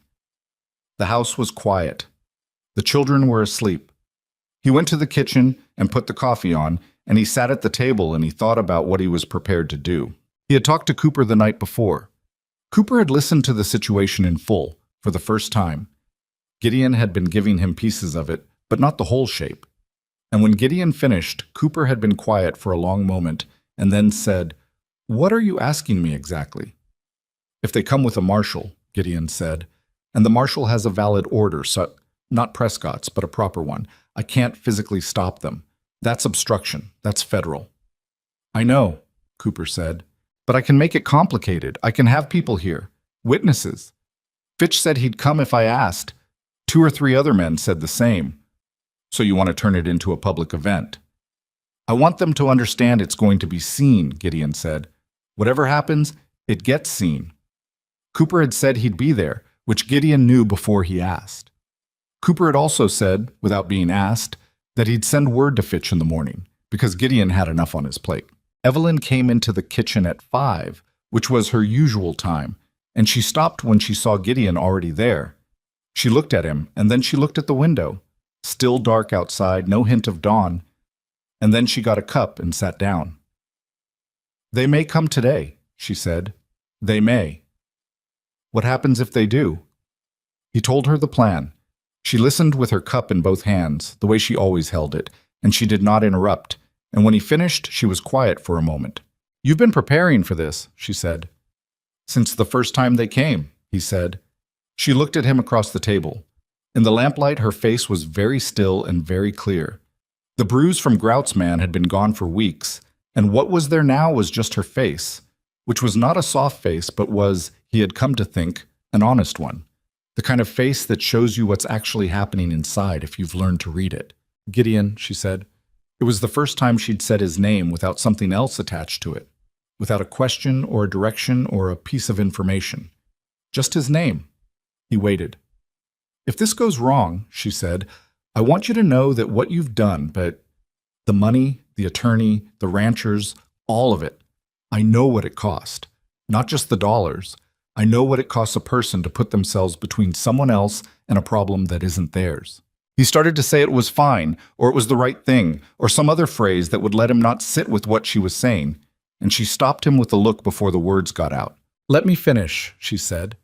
I've been told my whole life to accept help quietly and be grateful quietly and not make a fuss about either. I'm not good at that. So instead, I'm going to tell you directly. I see what you're doing, and I see what it's costing you. And when this is over, I intend to find a way to square it. Not because I feel obligated, because you deserve to know your choices matter to someone. He sat with that for a moment. The coffee was going cold again, the way it always did when he got too absorbed in thinking. All right, he said. That's all you're going to say? What would you like me to say? She made a sound that was almost a laugh. Not quite. She wasn't there yet, or they weren't. But close enough that it changed the quality of the air in the room. The dawn came up gray and flat. By 7, Cooper had sent word to Fitch, and by 9, Fitch had arrived with 2 men from his operation.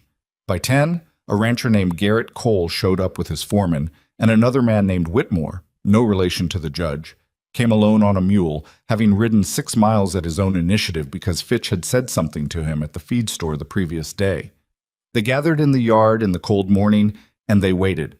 At 11:30, 4 horses came down the road. Not the same configuration as before, it was different men, and with them a 5th rider wearing the badge of a territorial deputy marshal. He was a lean man, middle-aged, with a careful face and the kind of eyes that were doing constant assessment. Gideon walked out to meet them alone. Behind him, in the yard, were Cooper and Fitch and Cole and the others. 7 men, total, standing quietly in the cold. The deputy marshal looked at them. He looked at Gideon. He looked at the house. Deputy Marshal Eben Cord, he said, I have an order from Judge Prescott directing. Deputy Marshal, Gideon said, before you go further, I want you to know that I have filed an emergency appeal with the territorial court in the capital, which has been assigned to Chief Justice Whitmore's docket for hearing in 7 weeks. I have a copy of the acknowledgement, if you'd like to see it. I also have sworn affidavits from 6 ranchers in this district attesting to the fraudulent nature of the underlying contract, and evidence that the notary on the transfer document, the document Prescott's order is based on, was not licensed at the time of notarization. He reached into his coat and held out the paperwork. I'm asking you formally to review this material before you execute any order. Cord looked at the papers. He took them. He looked at them for a moment, his face doing the careful work of a man who has just received information that complicates his morning. The appeal is filed, he said. It wasn't a question. Filed and docketed, Gideon said. Assigned to Whitmore. Cord looked at Aldridge, who was behind him and slightly to the left. and Aldridge's face had the tight expression of a man whose plan has encountered friction. Cord looked at the 7 men in the yard. He looked at Gideon. "I'm not here to create a federal incident," Cord said slowly. "I'm here to execute a lawful order." "I understand that," Gideon said. "What I'm asking is whether you're confident the order is lawful, given what I've just shown you." Cord was quiet for a long moment. He was reading the acknowledgement from the territorial court, slowly, and then he looked at the notary information, and then he looked at Aldridge. "Is there a problem with the notary?" he said to Aldridge. "That's a matter for the court to determine," Aldridge said. "I'm asking you now," Cord said. His voice had gone flat in the particular way of official voices when they're done with the conversational version of a situation. Aldridge said nothing. Cord looked at Gideon. He folded the papers and held them back out. "I'm going to report to my superior that I encountered a contested situation with an active territorial appeal in process," he said. "I'm not going to execute this order today." Behind Gideon, he heard someone, he thought it was Cole, let out a breath. "I appreciate that," Gideon said. "Don't mistake this for a resolution," Cord said. "The order stands until the territorial court says otherwise. I'll be back when that's settled." He looked at the house one more time. Then he turned his horse and he left, and the 4 men with him left, and Aldridge went last, with a look at Gideon that carried something in it. Not a threat exactly, but a reminder that this was not finished. Gideon turned around. The 7 men in the yard were looking at him. Fitch had his arms crossed, and his expression was the crumpled paper one that meant he was processing. "Well," Fitch said, "that's one day handled." "One day," Gideon agreed. He went inside. Evelyn was in the kitchen doorway, the children arranged behind her in a rough cluster. Ruth's hand on Thomas's shoulder, William standing straight with his fists in his pockets. She had heard everything from the window. He could see it on her face. He came in and closed the door, and she looked at him with an expression that was not relief. Relief was too simple for what was on her face, but something more complex and more durable. The expression of someone who has just watched a person do a hard thing well and is trying to decide what to do with the feeling that produces. 7 weeks, she said. 7 weeks, he said. She nodded once and turned back to the stove. The children moved and shifted around her the way children do. The crisis absorbed into the ordinary rhythm of the morning, and Gideon hung his coat on the hook by the door and sat down at the table, and Ruth put a cup of coffee in front of him without being asked. And outside in the yard, he could hear Fitch talking to Cole about something that had nothing to do with any of this, in the easy way of men who have done a hard thing together and are now standing on the other side of it. It wasn't over. He knew it wasn't over. But they had 7 weeks, and Cross had the notary evidence, and Whitmore's court was not Prescott's court, and in 7 weeks a great deal could change. He drank his coffee and held that thought and let it be enough for the moment. The 7 weeks did not pass quietly. Cross wrote twice in the first week. First to say that he had submitted the notary evidence to the territorial court along with a formal complaint against Prescott for procedural violations, and second to say that Voss's attorneys had responded with a counterfiling that challenged the validity of the rancher's affidavits on the grounds that none of the signatories had direct legal knowledge of the contract. It was the kind of legal maneuver that was technically arguable and practically designed to slow things down, and Cross's letter made clear that he found it irritating in the specific way of a man who respects the law enough to be personally offended when it's used as a stalling mechanism. Gideon read both letters at the kitchen table, as had become his habit, and passed them to Evelyn when he was done. She read them standing, as had become hers. They had stopped explaining to each other what the letters meant. They both understood the terrain well enough by now that the reading was sufficient. "He's not worried," Evelyn said after the second one. "Cross isn't easy to worry," Gideon said. "I've never seen it." "That's reassuring or terrifying depending on the day," she said, and set the letter down and went back to the bread she was making, working the dough with the focused, slightly aggressive energy she brought to physical tasks when she was thinking hard. The counterfiling was the first move. The second came in the 3rd week, and it was more personal. A man named Del Prager rode into the yard on a Wednesday afternoon. Not one of Voss's men, or not directly. He was a land agent, he said, representing a buyer interested in the Hale Ranch property. He had papers showing an offer, signed, for the land at a price that was fair market value but not extraordinary. He was polite about it. He had the papers in a satchel, and he held them out to Gideon the way you hold out something you expect to be taken. Gideon looked at the papers and looked at the man and said, "Not for sale." Prager nodded. He didn't seem surprised. "The buyer is prepared to negotiate," he said, "if the current price doesn't reflect the property's full situation." "The ranch isn't for sale at any price," Gideon said. "Tell your buyer." Prager rode out. Cooper watched him go from the barn door with an expression that said he'd already calculated what the visit meant. "Voss," Cooper said. "Probably," Gideon said. "Or someone who works with him, trying to get you out of the picture. If I don't own the ranch, I don't have standing to keep Evelyn here. She'd have nowhere that was hers to be." Gideon watched the road where Prager had gone. "It's not a bad play." "What do we do about it?" "Nothing," Gideon said. "The ranch isn't for sale, that's the whole answer." Cooper made the sound that meant he was satisfied with the logic, but not the situation, and went back inside the barn. Gideon stood in the yard for another moment, in the thin winter sun that gave light without warmth, and he thought about what Prager's visit meant about Voss's state of mind. A man who was confident in his legal position didn't try to buy out the opposing party's property. A man who was confident sent lawyers and waited. Prager's visit suggested that Voss was less certain of the outcome than his smooth manner had implied. That was worth something. Not enough, but something. Evelyn found out about Prager's visit from William, who had been in the yard and heard parts of it, and she came to find Gideon in the workshop that evening with an expression that was controlled but not entirely. "You should have told me," she said. "I was going to," he said. "Tonight." "You were going to decide whether to tell me tonight," she said, "which is different." He looked at her. She was right, and he knew she was right. And the specific irritation in her voice was the irritation of someone who has had decisions made for them by well-meaning people and has developed a zero-tolerance policy for it. He had understood that about her from early on, and had still, in this instance, slipped into the habit of managing information before sharing it. "You're right," he said. "I should have told you immediately." She looked at him for a moment, apparently checking whether the acknowledgement was genuine or procedural. She seemed to find it genuine. "He's trying to isolate us," she said.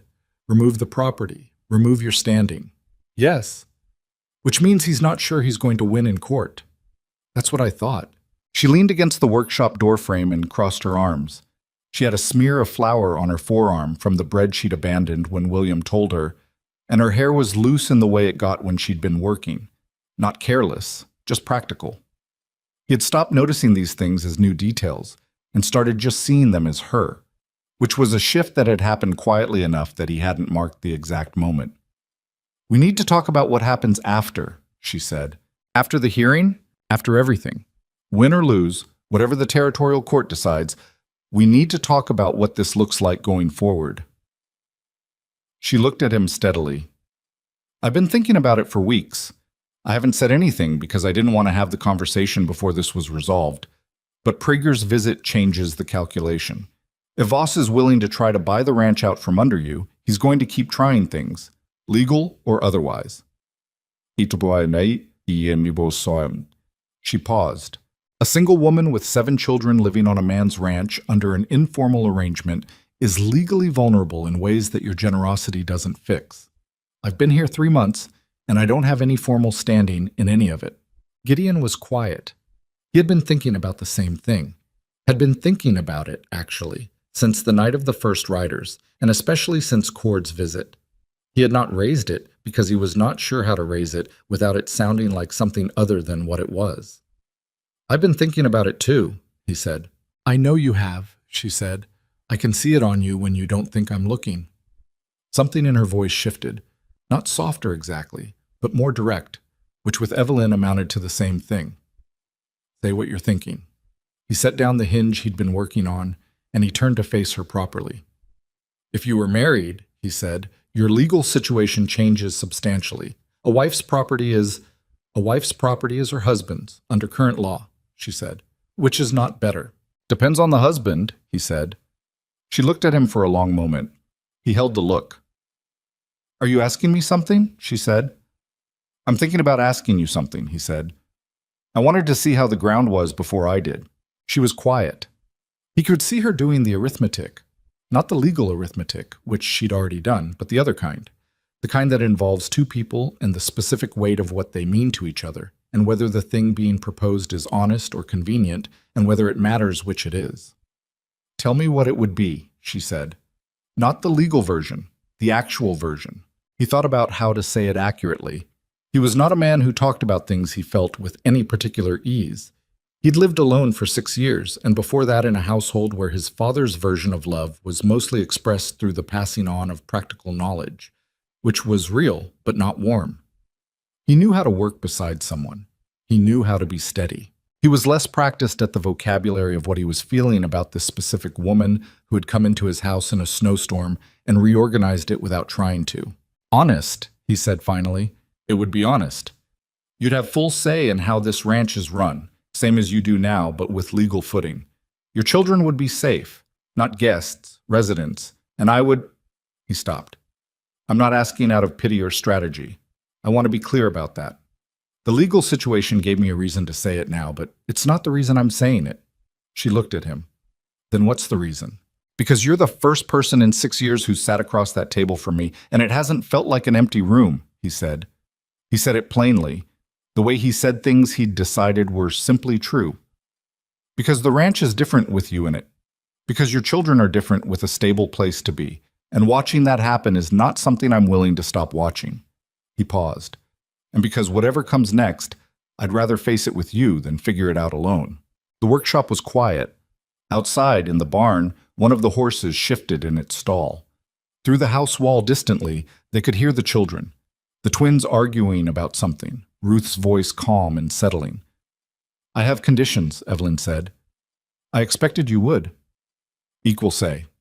In the ranch, in the finances, in every decision that affects this family.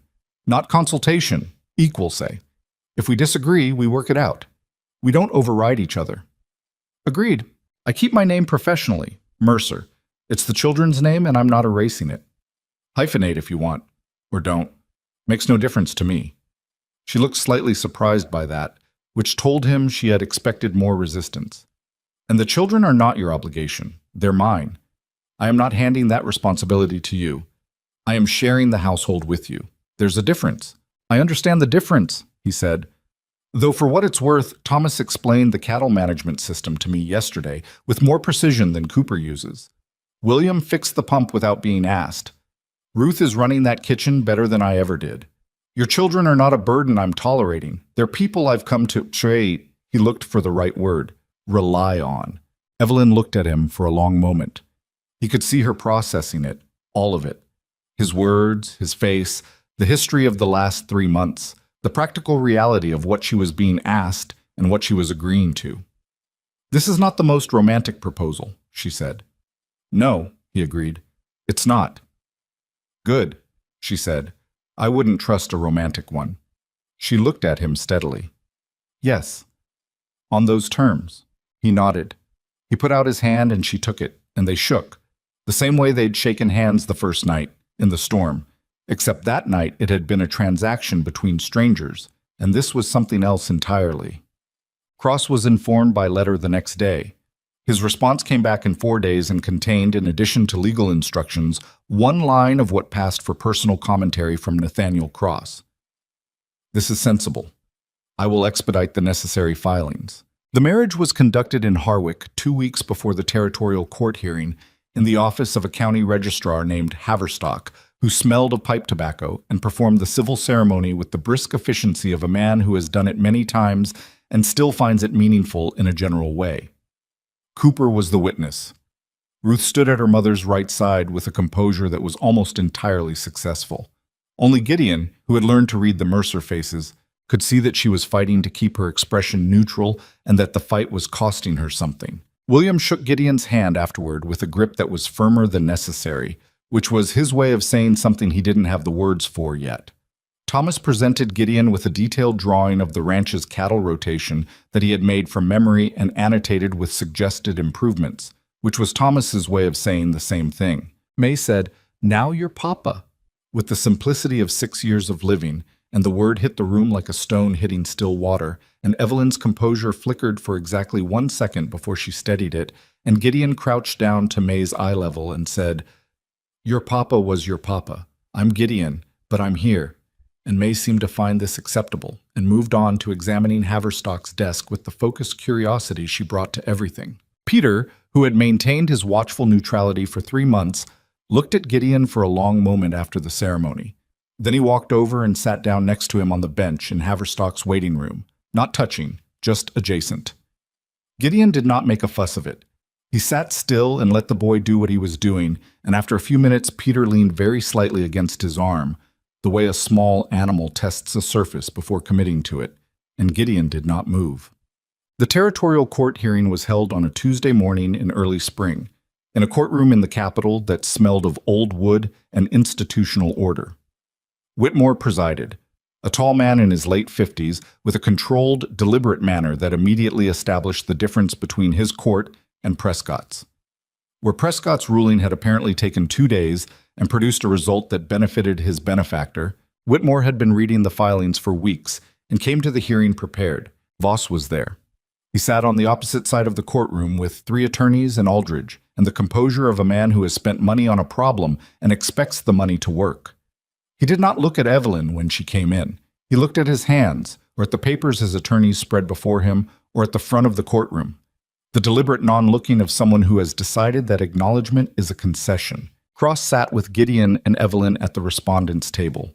He had organized his materials with the precision of someone who has argued significant cases and knows that preparation is the actual argument.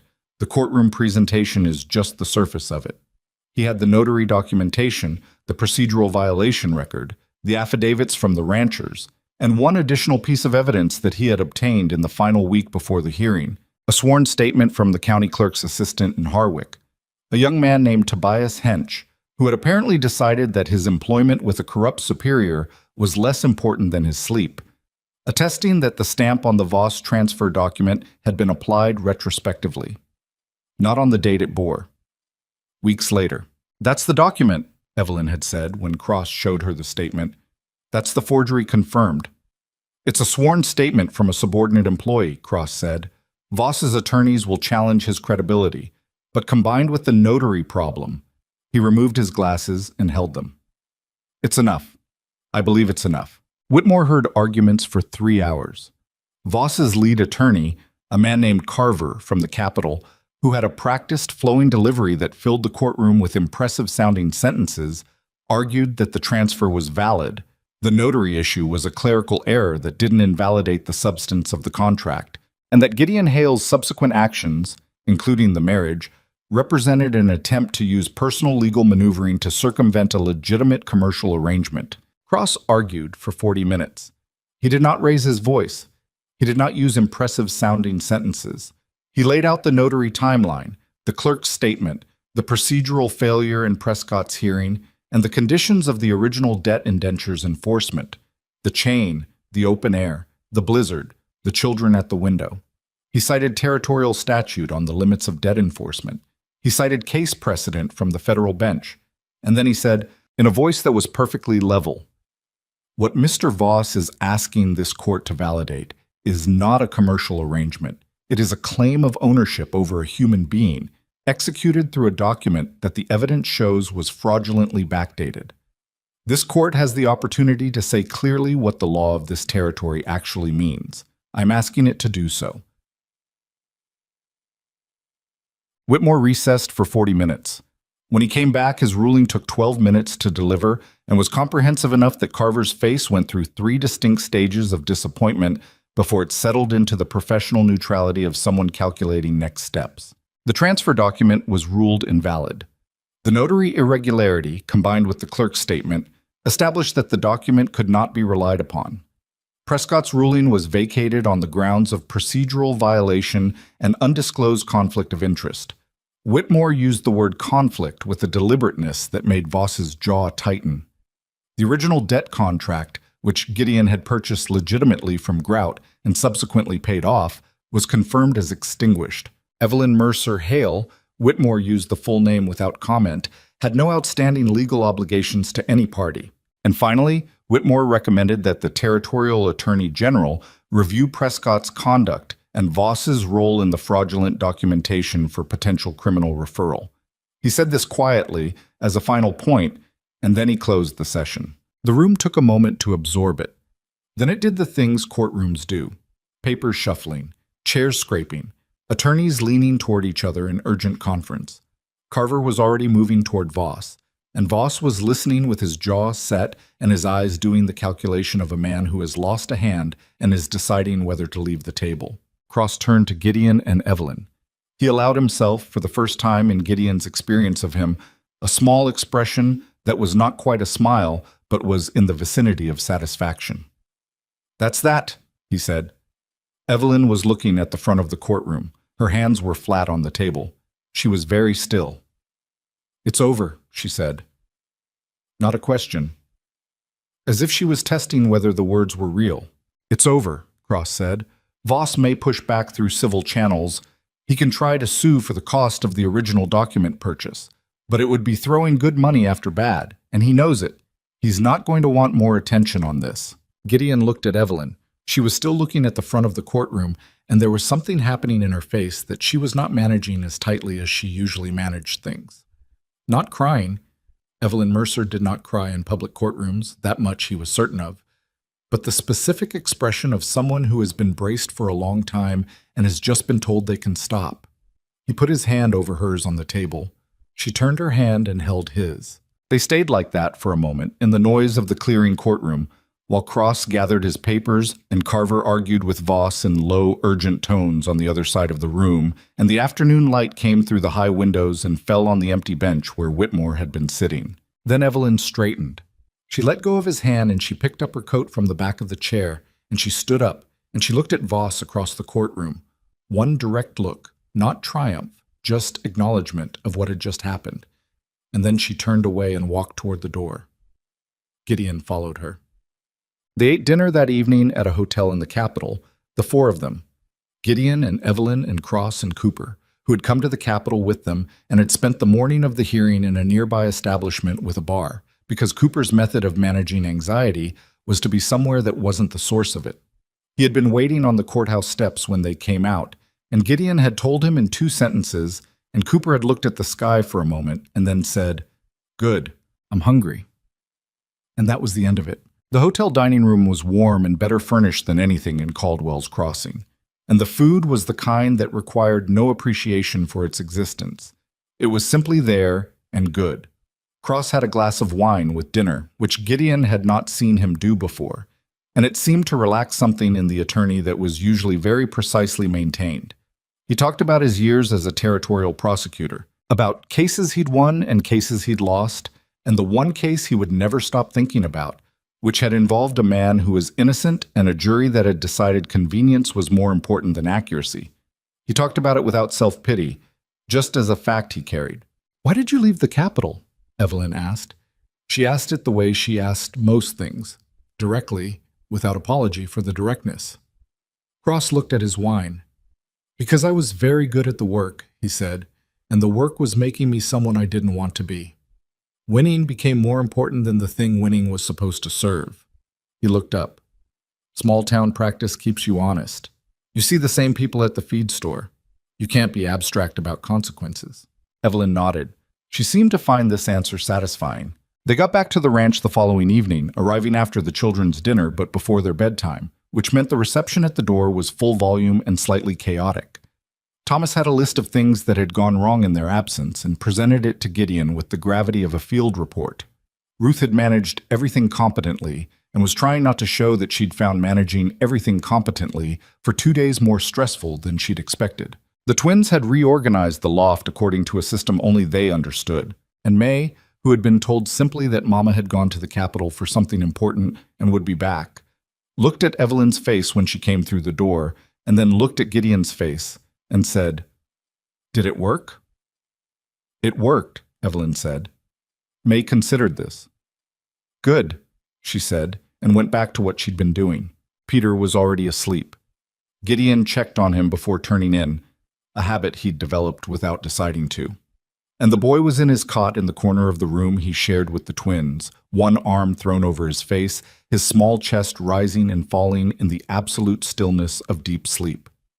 Gideon stood in the doorway for a moment, just long enough to know the child was there and well, and then he went to bed.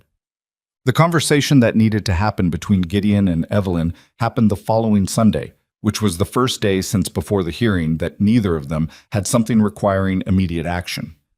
The children were occupied, so Cooper had organized a project involving the repair of a fence section in the south paddock that somehow included all 7 children in various capacities, which was the kind of thing Cooper managed with an ease that Gideon had stopped being surprised by.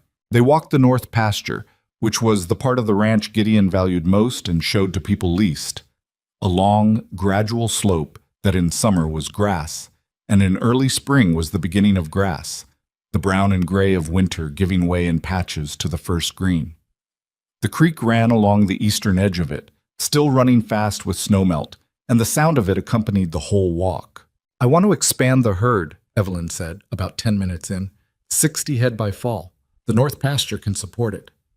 "I've been thinking 70, Gideon said. She looked at him sideways. "Do you have the capital for 70? With the spring sale and what I'm carrying, barely. 60 is safer." 65, she said. "Split the difference." He thought about it. 65, he agreed. They walked a little further. The creek was loud beside them. A hawk was doing something purposeful above the east ridge, circling in the particular way that meant it had identified something. "The children need schooling," Evelyn said. "Ruth is managing well enough on her own, but William and Thomas are at the age where they need more than I can give them at the kitchen table. There's a school being organized in Caldwell's Crossing. I heard about it from Fitch's wife." "I know about it," Gideon said, "but supposed to open in the fall. I've been thinking about contributing to the building fund." "I want to contribute too," she said. "Separately. My own contribution." "You don't have—" "Gideon," she said. "Right," he said. "Yes, of course." She made the not-quite smile. He'd learned to watch for it, the slight shift at the corner of her mouth that meant something had landed correctly. "I want to write to my mother," she said after a moment. "Tell her what's happened. All of it. She deserves to know." "How do you think she'll take it? The legal resolution she'll be relieved by. The marriage—" Evelyn paused. "She'll need time. She didn't think Daniel was the right choice for me, and she spent 15 years being quietly correct about various aspects of that, which means she has strong opinions about what the right choice looks like. I don't know that she'll approve of me making another one quickly." She paused again. "I'm going to write to her anyway. She should know."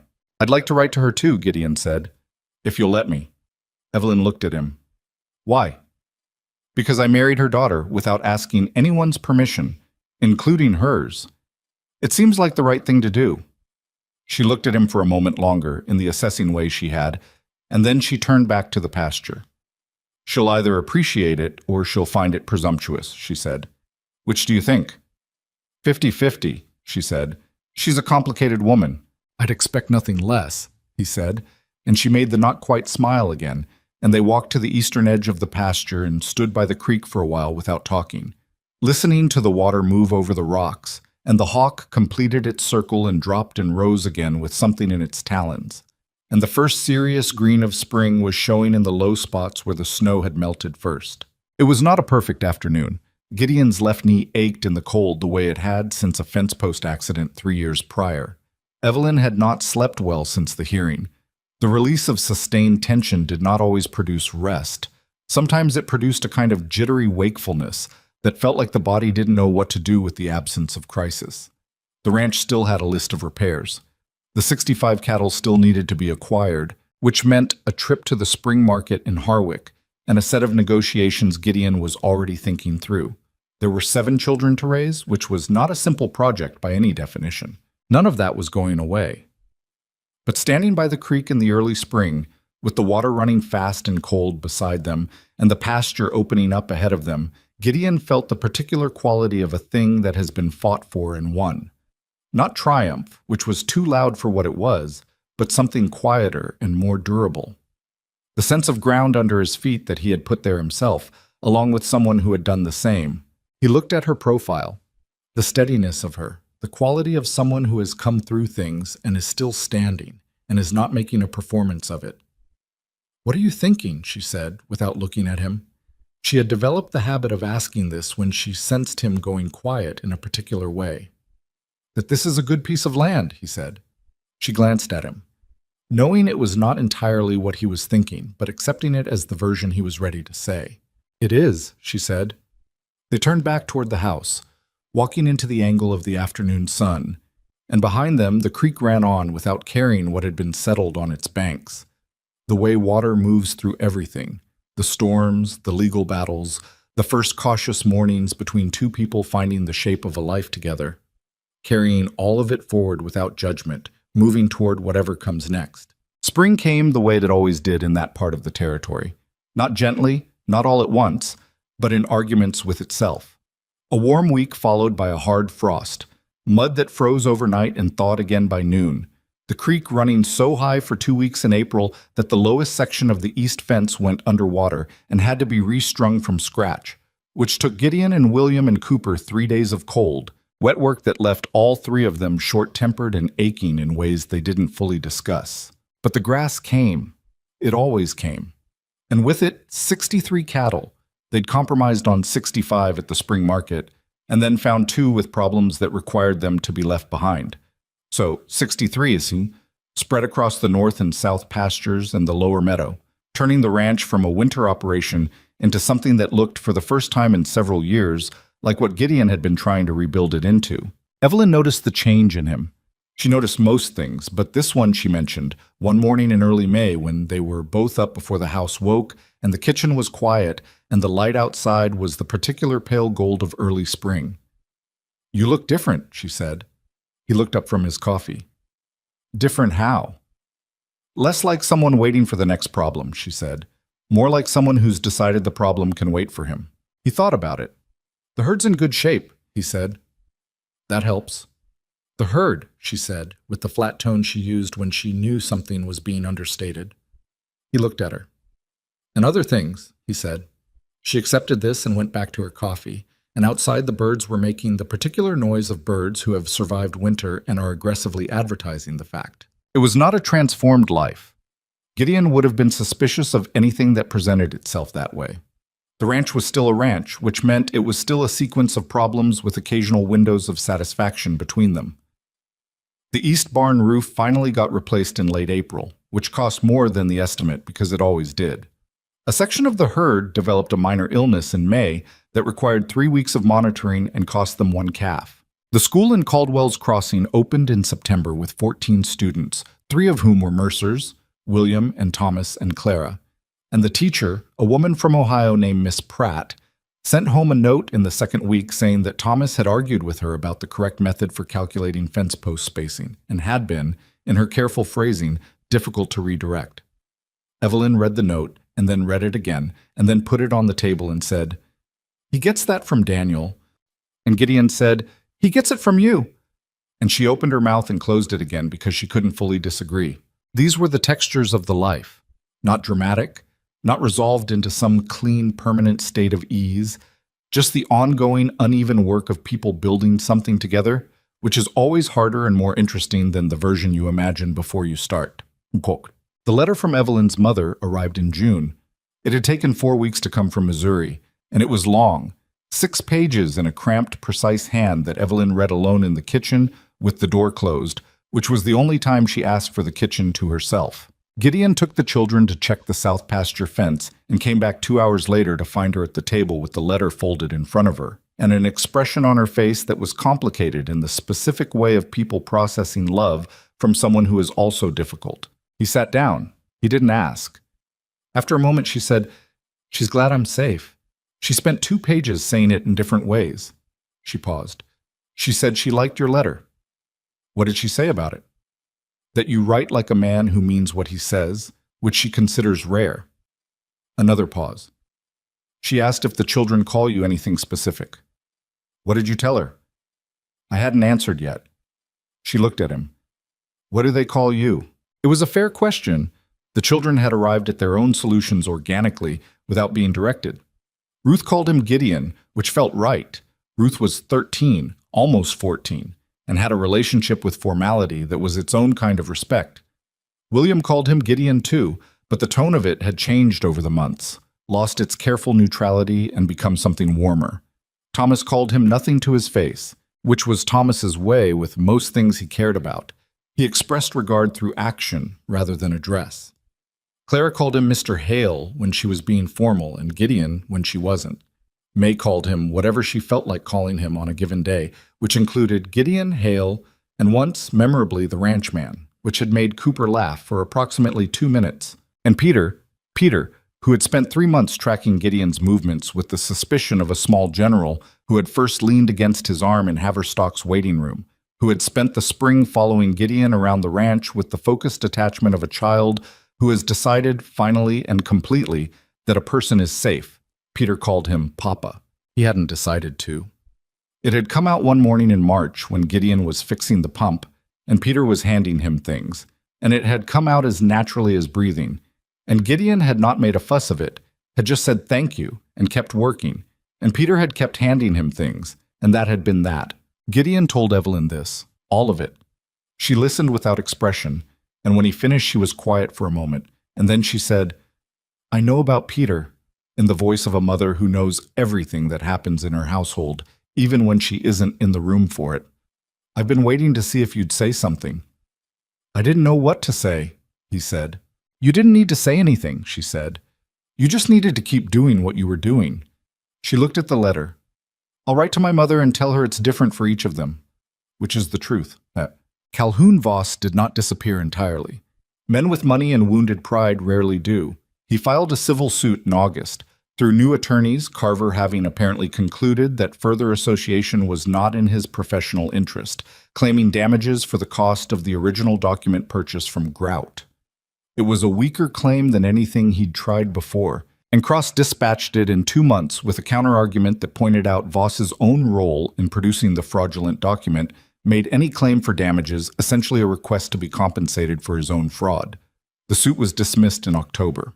Cross wrote to inform them and added at the bottom of the letter, "I expect this is the last of it. Men like Voss cut their losses when the cost of continuing exceeds the satisfaction of the fight. We have reached that point." Gideon read the letter at the table and felt something settle in him that he hadn't realized was still unsettled. Not fear. He'd made his peace with the legal situation months ago, more like the last weight of a thing he'd been carrying at low level, below conscious thought, that was now set down. He passed the letter to Evelyn.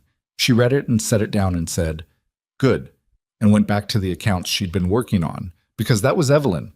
The crisis resolved, the next thing taken up, no ceremony required. He watched her work for a moment. She had a pen in her hand and her reading glasses. She'd gotten them in April, a pair of wire-framed ones that she treated with mild irritation, as if the need for them were a personal failing, and she was moving between the account ledger and a supply list with the focused efficiency that characterized everything she did. The ranch's books were in better shape than they'd been since before the drought year. She'd found 3 places where Gideon had been overpaying for supplies through habit and renegotiated the terms. She'd established a credit arrangement with the feed supplier in Harwick that gave them better rates in exchange for guaranteed volume, which they could now guarantee. She had a mind for the numbers that was different from Gideon's. He thought about the ranch in terms of the land and the animals and the physical work.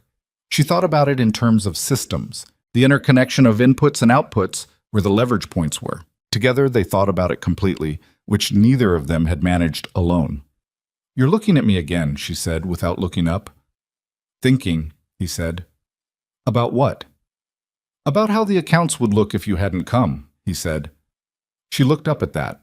A short look, checking if he was being sentimental in a way that required management. She apparently decided it didn't. "Worse," she said, and went back to the ledger. Howard Fitch came to the ranch in September, not for any particular reason. He came the way neighbors come in rural places, because he was passing and the light was right, and he wanted coffee. He sat at the table and drank it, and talked with Gideon about the fall market, and the price of beef, and the Territorial Road Commission's plan to resurface the Harwick Road, which was 3 years overdue and probably wouldn't happen for another 3. Evelyn sat across from him and argued about the Road Commission with a precision that surprised Fitch. He'd known her peripherally since the spring, but not well, and she was not what he'd expected, though he would have found it difficult to say exactly what he had expected. When he was leaving, he stood at the door and looked around the main room.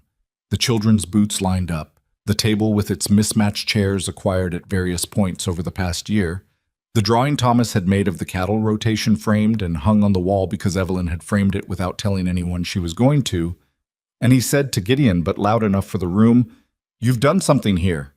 Gideon looked at him. "We've done something," he said. Fitch nodded. He put his hat on. He went. Cooper, who had been at the stove and had witnessed this exchange, said nothing for a moment and then said, "Fitch doesn't say things like that." "I know," Gideon said. "First time I've heard him say anything with a you've in it that wasn't a complaint," Cooper said. He poured himself coffee and went back to the barn, and that was Cooper's version of noting that something significant had occurred. The thing about building a life out of crisis is that eventually the crisis recedes far enough that you have to figure out who you are without it. This was harder than it sounded. Gideon had spent 6 years running the ranch in a state of managed difficulty, and the months with Evelyn had been full of urgent, definable problems. The debt, Grout, Voss, the court, the legal proceedings. Problems he could put his hands on. Problems with opponents and deadlines and the specific satisfaction of meeting them. What he had now was a good ranch and a family and a life that was working, and the work of it was the ordinary kind.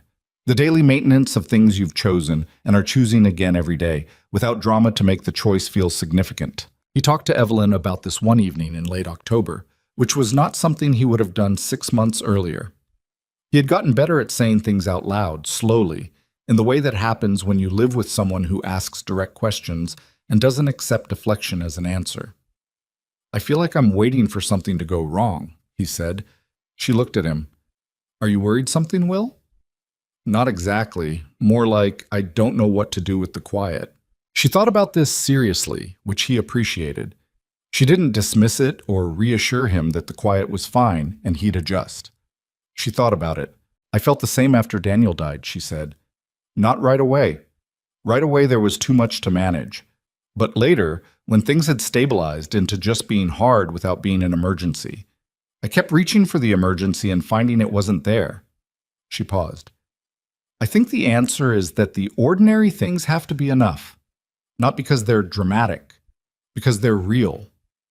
He looked at her. "Is that what you do? Decide they're enough?" "Sometimes I decide it," she said. "Sometimes I just do the next thing and let it accumulate." She looked at the window. It was dark outside. October dark, with the first real cold of the season pushing at the glass. The difference between a life that's worth living and one that usually isn't a single large thing. It's whether the small things add up to something or whether they just disappear. She paused. "They're adding up. Can't you feel it?" He sat with that for a moment.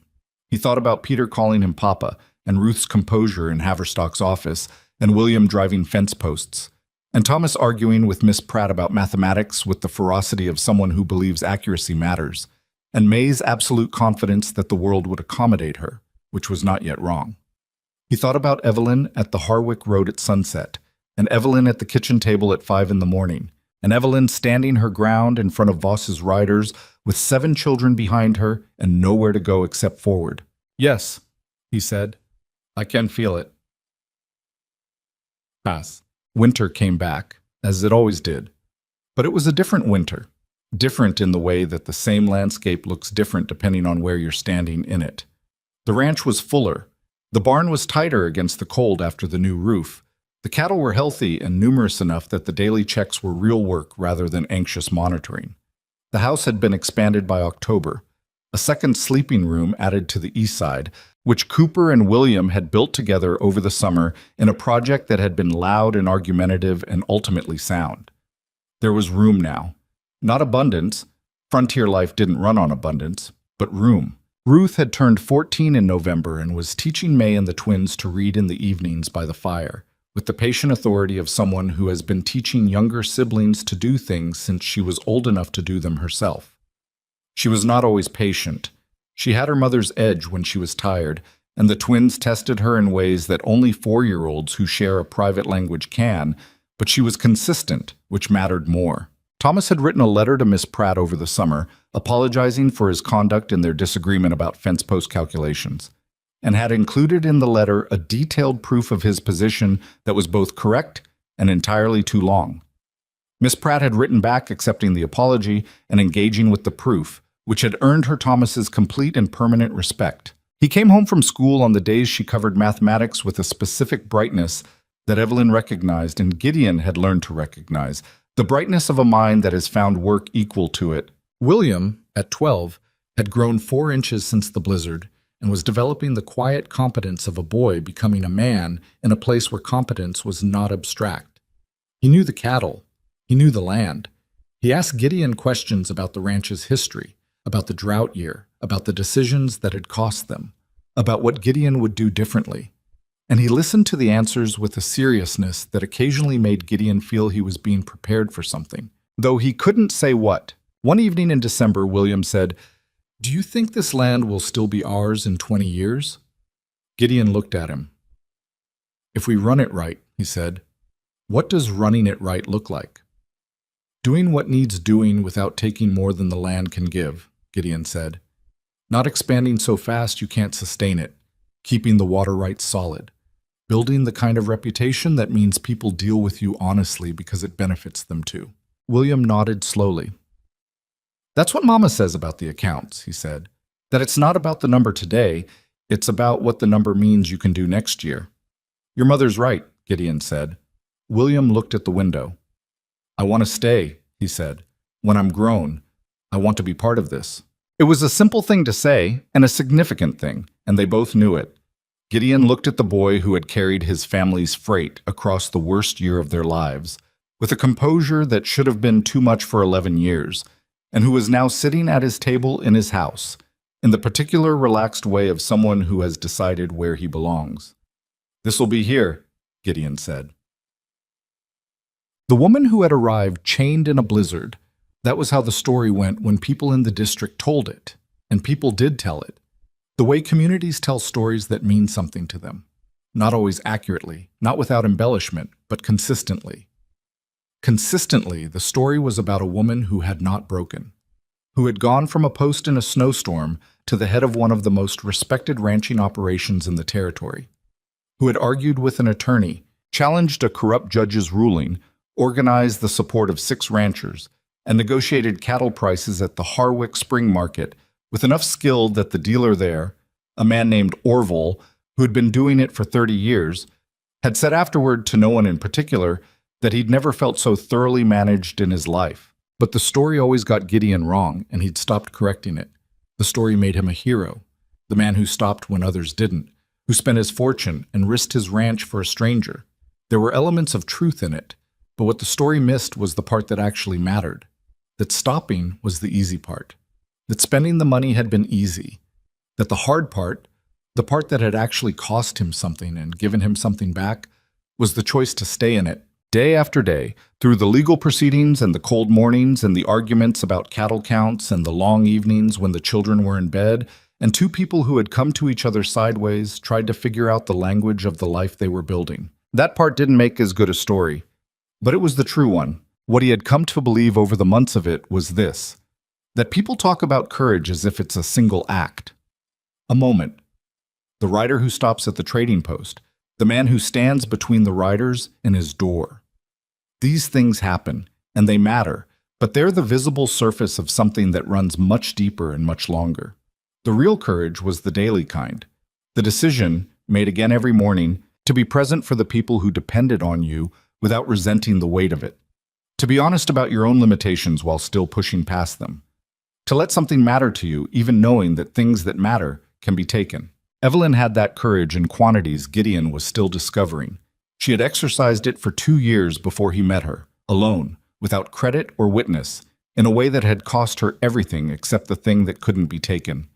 The specific, unbendable quality at the center of her that had sat in a blizzard without showing her children her fear, that had told Whitmore's court what had happened without embellishment or appeal, that had shaken his hand that first night and meant every word of what she said. He'd done something good the night he stopped at the trading post.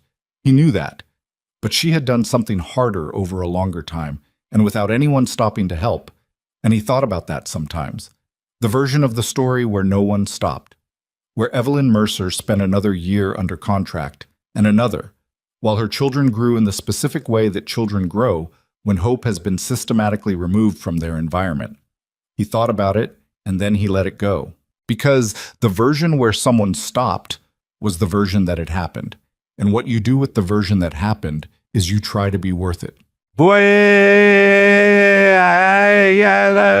On a December evening, 2 days before the first anniversary of the night they'd met, Gideon came in from the barn to find the house quieter than usual. The children were settled, the younger ones already in bed, Ruth and William in the loft with a lamp, the house making the sounds a house makes when the people in it are at rest. Evelyn was at the table with her accounts and her wire-framed glasses, but she wasn't writing. She was looking at the window, at the dark outside and the faint reflection of the lamp in it. He hung up his coat and sat down across from her. She said, without looking away from the window, "A year ago tonight you were riding to Caldwell's Crossing." "Approximately," he said. "A year ago tomorrow was the blizzard." "Do you ever think about not stopping?" she said. "If you'd kept riding?" He thought about it honestly, which she expected and which he gave her. "No," he said. "I don't think about it that way. I think about the stopping." She looked at him then, away from the window. In the lamplight she looked the way she looked most evenings. Not soft exactly, never soft, but settled. The steadiness that had once been armor had become something else over the months. Not less firm, but less defensive. It was just who she was, the particular quality of a person who has decided what she stands for and doesn't need to perform it anymore. "I used to think," she said, "that the worst thing that could happen to a person was to be at the complete mercy of someone else's choices, to have your fate handed over."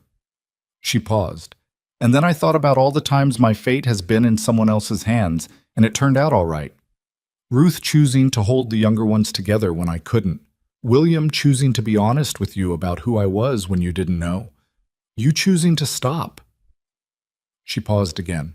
"I still think dependence is dangerous, but I think I confuse dependence with trust." He looked at her. "What's the difference?" "Dependence is when you have no choice. Trust is when you do, and you choose anyway." He was quiet for a moment.